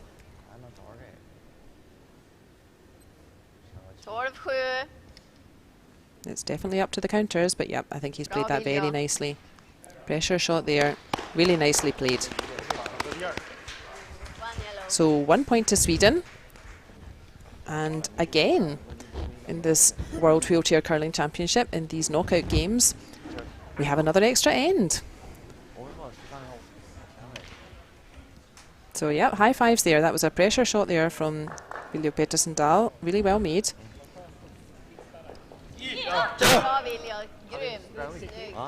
Now we're down to a 1 end shootout. There we are. Confirmation after 8 ends of play. 2 points each. So now we have an extra end, and China have the hammer in this extra end. Jag drar ner, ja. Jajamän!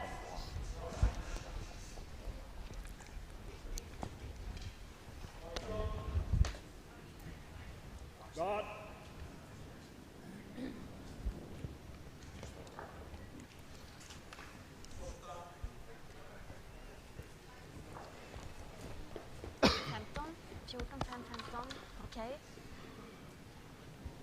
Bra. Ska dra.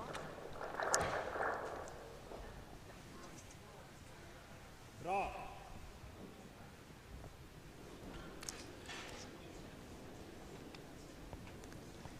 Okej.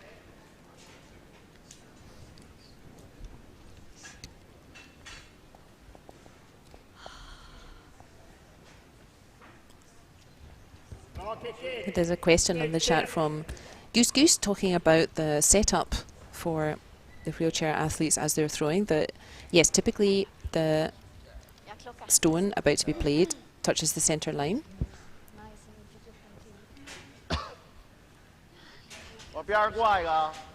And I did look up this rule just to make sure that I understood it as well. I must admit it was a little bit difficult for me to totally understand it. It's if you are playing from the outside towards the centre, then yes, the stone has to touch the centre line. So we should see that next time we're looking at the delivery.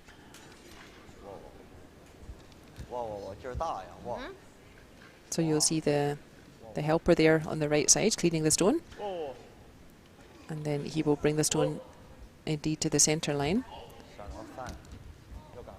There we go. So that's the first part of the rule. That's a nice shot there from China. Good effort. That's very close to the centre. So the first part of the rule indeed says that when playing from the outside of the rings towards the inside, the stone should start on the centre line. There is a second part to the rule which I don't have in front of me, but it talks about if you're playing inside out, I think it must be, then the stone must start between the wheels of the wheelchair of the thrower. But I will look that rule up and read it properly in today's later game.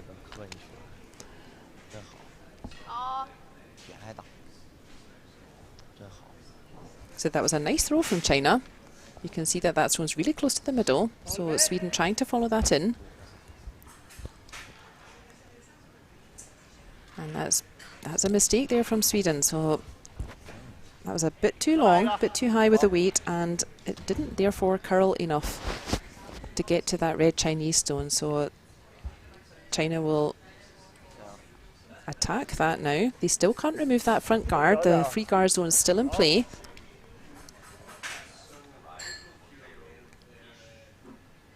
But they'll really try to consolidate their position. China has last shot in this extra end. And they already have that nice shot close to the centre. And just playing right up to that shot. There they are, roaring the stone down. That's two lovely shots there from Meng Wang. Really nice play. But Sweden don't have last shot in this extra end, so they've got no choice. It maybe looks like it might be a nice idea to remove that yellow guard, and then they can easily remove the red guards, but that would be a bad idea for Sweden. Sweden needs that guard out front because they don't have last shot. They want to have that guard in the way, blocking China's last shot. So at the moment, what they'll be doing is thinking about getting stones in play, getting stones in front of those Chinese shots, so that they can then use those shots later in the end to start moving stones around. So China had a great start in this extra end. Meng Wang played 2 lovely stones to the tee line. And Sweden, they can't outscore those 2 Chinese shots at the moment, but important is that they just start getting some stones close to the Chinese stones that they can use to play on later. So that's not too bad. That was just a little bit high for weight, so it didn't curl quite as much as Sweden would have wanted. And now the free guard zone is over, so China can remove this guard. Again, this might look like a strange idea because China's 2 red stones behind the skip there, near the middle, they're nicely behind cover at the moment. They have that nice guard out front. So maybe this looks like a bit of a strange idea to remove the guard, which China does perfectly. So that maybe looks like a funny idea to remove the guard, but that makes perfectly sense for China because they have last shot. And all they need to do is score 1 point. They don't mind if Sweden removes all of the Chinese counters from play. They just need to score 1 point, and they would rather not have any guards in the way when it comes to last shot. So that maybe looks a bit counterintuitive, that those red Chinese stones were safely behind that centre guard, but that's definitely the right call for China to remove that guard and not make their life difficult, not have guards in play when they come to play their last stone. Sweden, on the other hand, they are trying to do the reverse, so they definitely want stones in play. Replacing that guard was one option, but this is a nice idea as well. So they just want to place a stone right in front of those Chinese stones, just like this. This is like a super shot. That's a great shot. Now again, if you're not so familiar with curling, you might look at that and think that's not such a great shot, but actually that's a lovely shot. So yeah, China still lies 2. Those 2 reds are still closer to the middle, but that Swedish stone is very safe there. It's very difficult for China to remove that Swedish stone now. The Swedish stone just played. And conversely, Sweden can use that stone. There you can see a lovely angle there. Sweden can really use that stone that they just played to try to remove those Chinese stones. So that's a really excellent shot from Sweden. They're really thinking ahead. So it's not just about where this stone lands. It's about setting up shots for later in the end as well.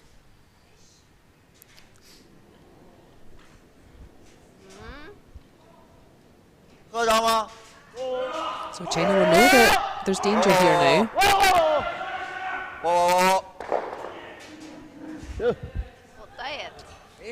So they've removed that Swedish counter. I'm not sure that helps them too much. Their danger stone for China is that yellow in front, as we are looking at it just now.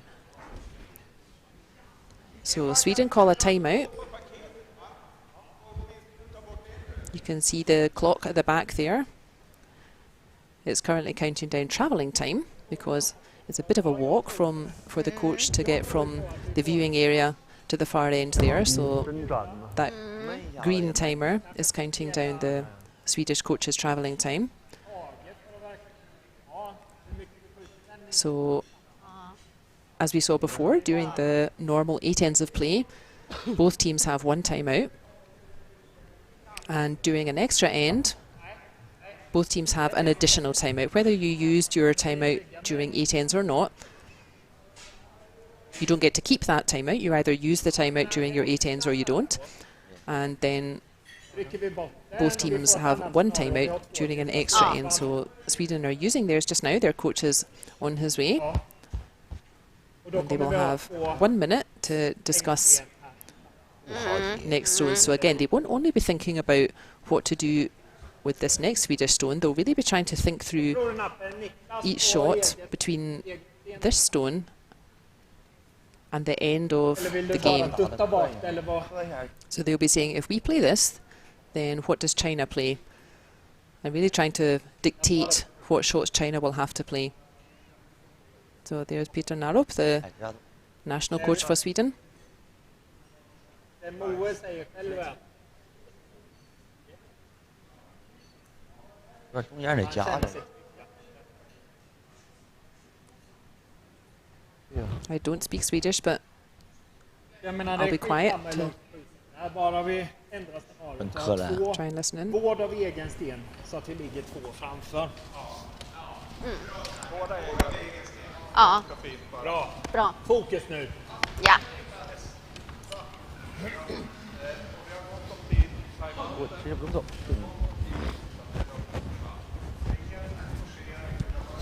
Ja. Bra. Snyggt Robin. Jävligt snygg spelning.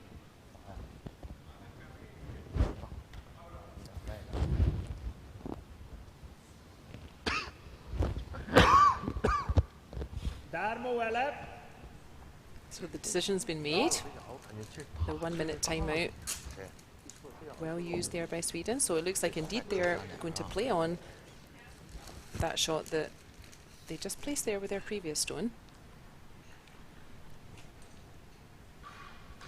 So we'll really be able to see why that shot was so good and very valuable, because it's now given them an excellent chance to use that shot to attack those Chinese stones, to start moving those Chinese stones off the centre. Lite ute. Bra.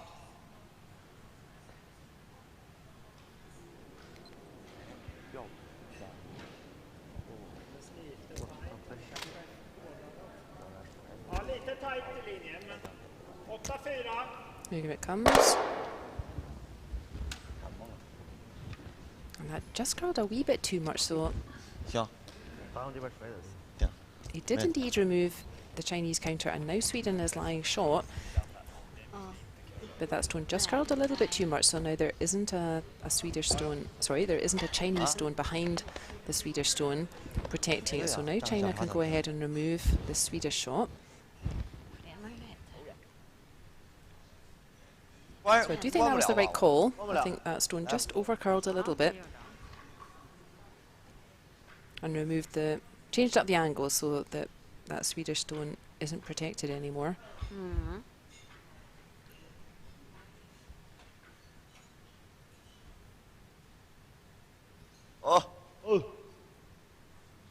So it should be a relatively straightforward take out 多大点儿？ Signalera. China there. And Zhang Jingchen. He's definitely on the yellow. Has he caught that red? No. Lovely clearance. 好大。 So Sweden, 这还是大。 yeah, they still have options. They still have chances, but life is not getting any easier for them. So they're going to have to continue with that strategy of putting the stone directly in front of the Chinese stones to offer a bit of backing that makes it hard for China to remove them.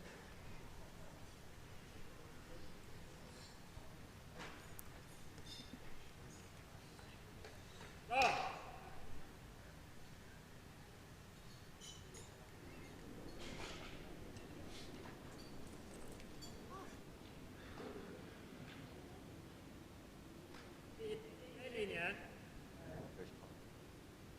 Är vi glada? Ja då. 15. 14-8. Åh, Nej, lite bara. Ja. That stone's just a bit short for weight, so it didn't make it åh. to the 4 foot. So China very sensible again. That's not a bad result for Sweden. Sweden could use that guard. 咱今天是周展位吧？ So China sensibly, oh no, 没关系了。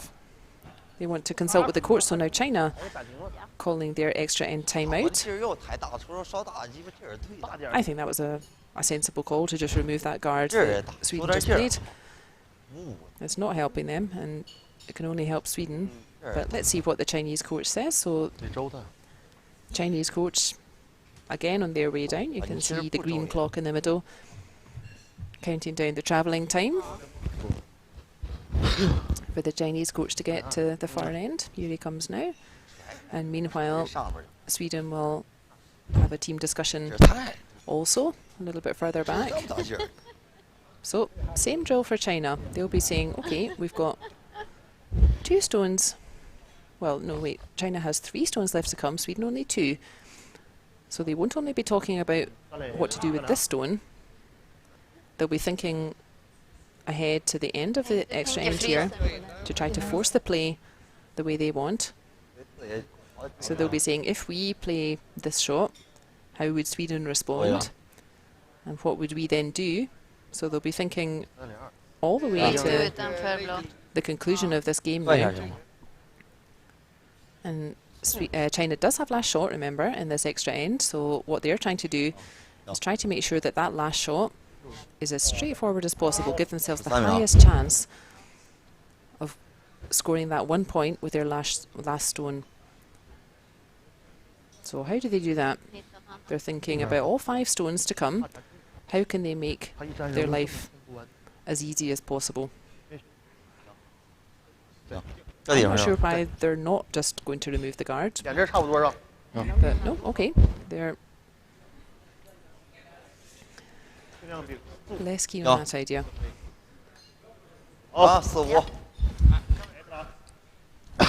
So let's see if this strategy works out for them. They're going to leave that Swedish guard there. Yep.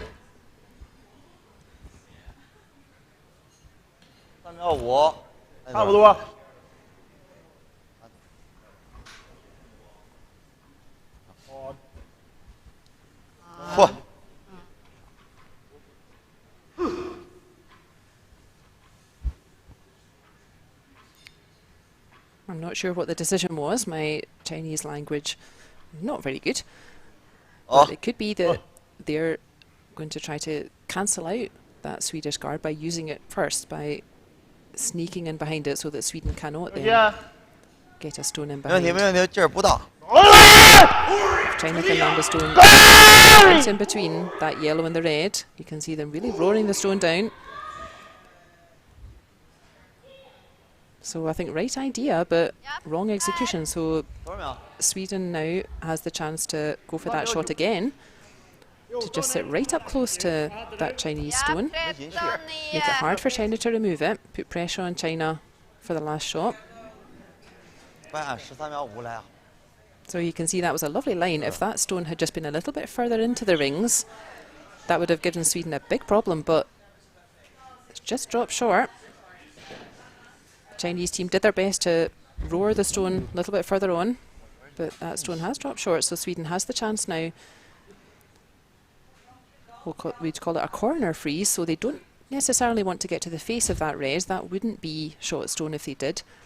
So that's a great angle there. They just want to come up and half check that stone, still touching that Chinese stone. It makes it very difficult for China to remove.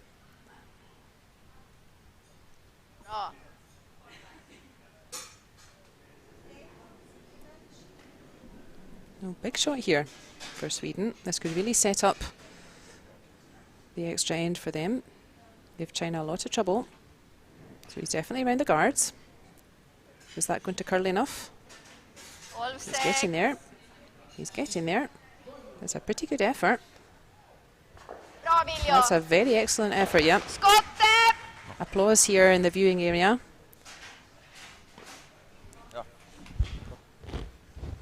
So it feels a bit churlish to be picky, because that was a really excellent effort from Sweden there. They couldn't have done much better. They just wanted it to curl just a fraction more. We'll see it again here. So here it is. Curling, curling, curling. Weight's really perfect. If it just curled a fraction more, it would have been a little bit more protected. But great effort from Sweden there, trying to give themselves the chance to steal this extra end. Now, China will fancy this. They don't mind if they remove their own stone at the same time here.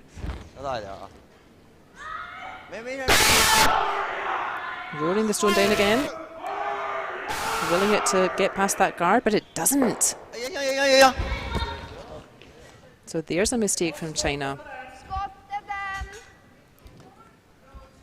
It seems like Swedish vice skip Christina is indicating, nevertheless, that red is now shot. Let's have a look. Yep. So a bit of a lucky break there from China. They caught the guard, which they didn't want to do, but they got some nice angles, and Sweden has to do something about this Chinese shot. But I think if Sweden hits that shot on the nose and sticks right in front of it, they would have 2 shots in front of tee in the forefoot, and I think that would give China quite a difficult last shot. So again, first things first, that Chinese stone has to move. Otherwise, Sweden's game is over. So that's not in discussion, so we know we have to move that Chinese stone. What they're discussing is where to hit that Chinese stone, because it's very important where the Swedish stone ends up as well.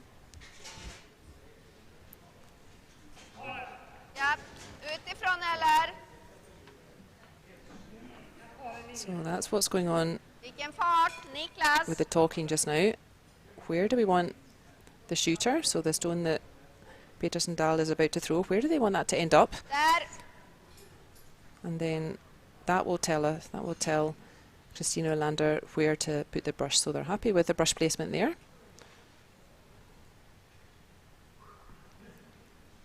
Another big shot here for Viljo Peterson Dahl.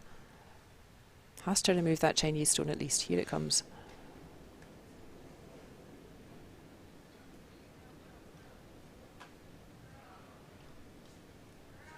Could do with curling a wee bit more. He's not bad.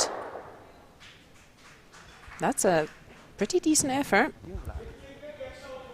Yep. So Sweden line 2. China have to remove that shot and stick around. So again, that Swedish shot, if it had just curled a fraction more, it would have been sitting ahead of tee. But that really puts pressure on China, so great effort there from Sweden. It's hard to criticise when the shots have to be so precise. And again, our wheelchair athletes, they don't have sweepers to help with the direction of the stone. But China can see all of this shot. Here comes last shot from China. They need to hit and stick. Rolling the stone down. That's over curling. And he's missed it.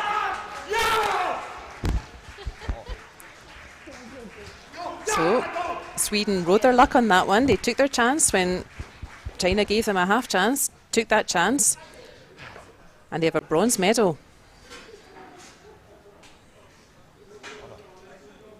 So great play from Sweden there. Really took their chance. So there we see the final score. Well, looks like it was a 3 they agreed actually, so the final score 5-2. But you often see that in an extra end. The 3 is a bit irrelevant because one team has to score 1 point. So you quite often have various shots lying around. So great stuff from Sweden there. That was 2 super accurate shots from the Swedish 4th player there. Some happy cheering coming from Team Sweden, quite right, good for them. And yeah, just a couple of missed stones there from the Chinese 4th, both of them over curled a bit. And that's tough to bear for China. They came through the round robin, 11 wins, 0 losses.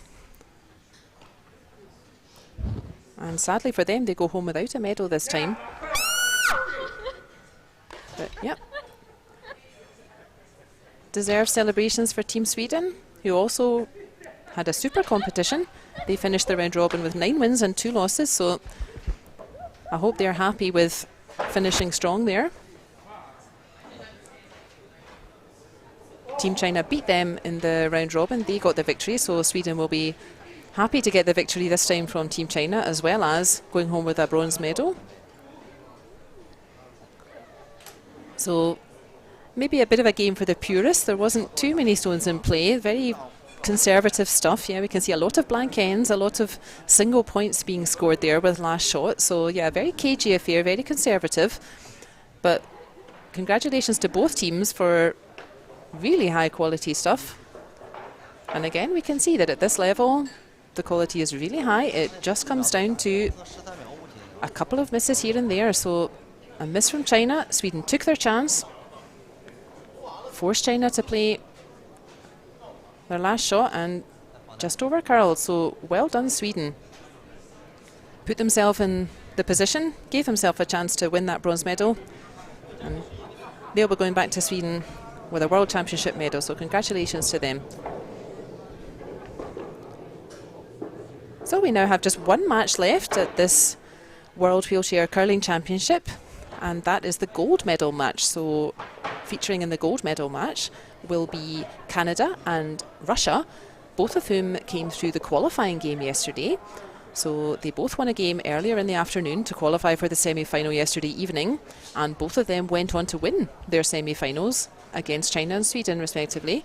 They won their semi-finals last night, so Canada and Russia will face off for the gold medal match. That is at 2:30 this afternoon.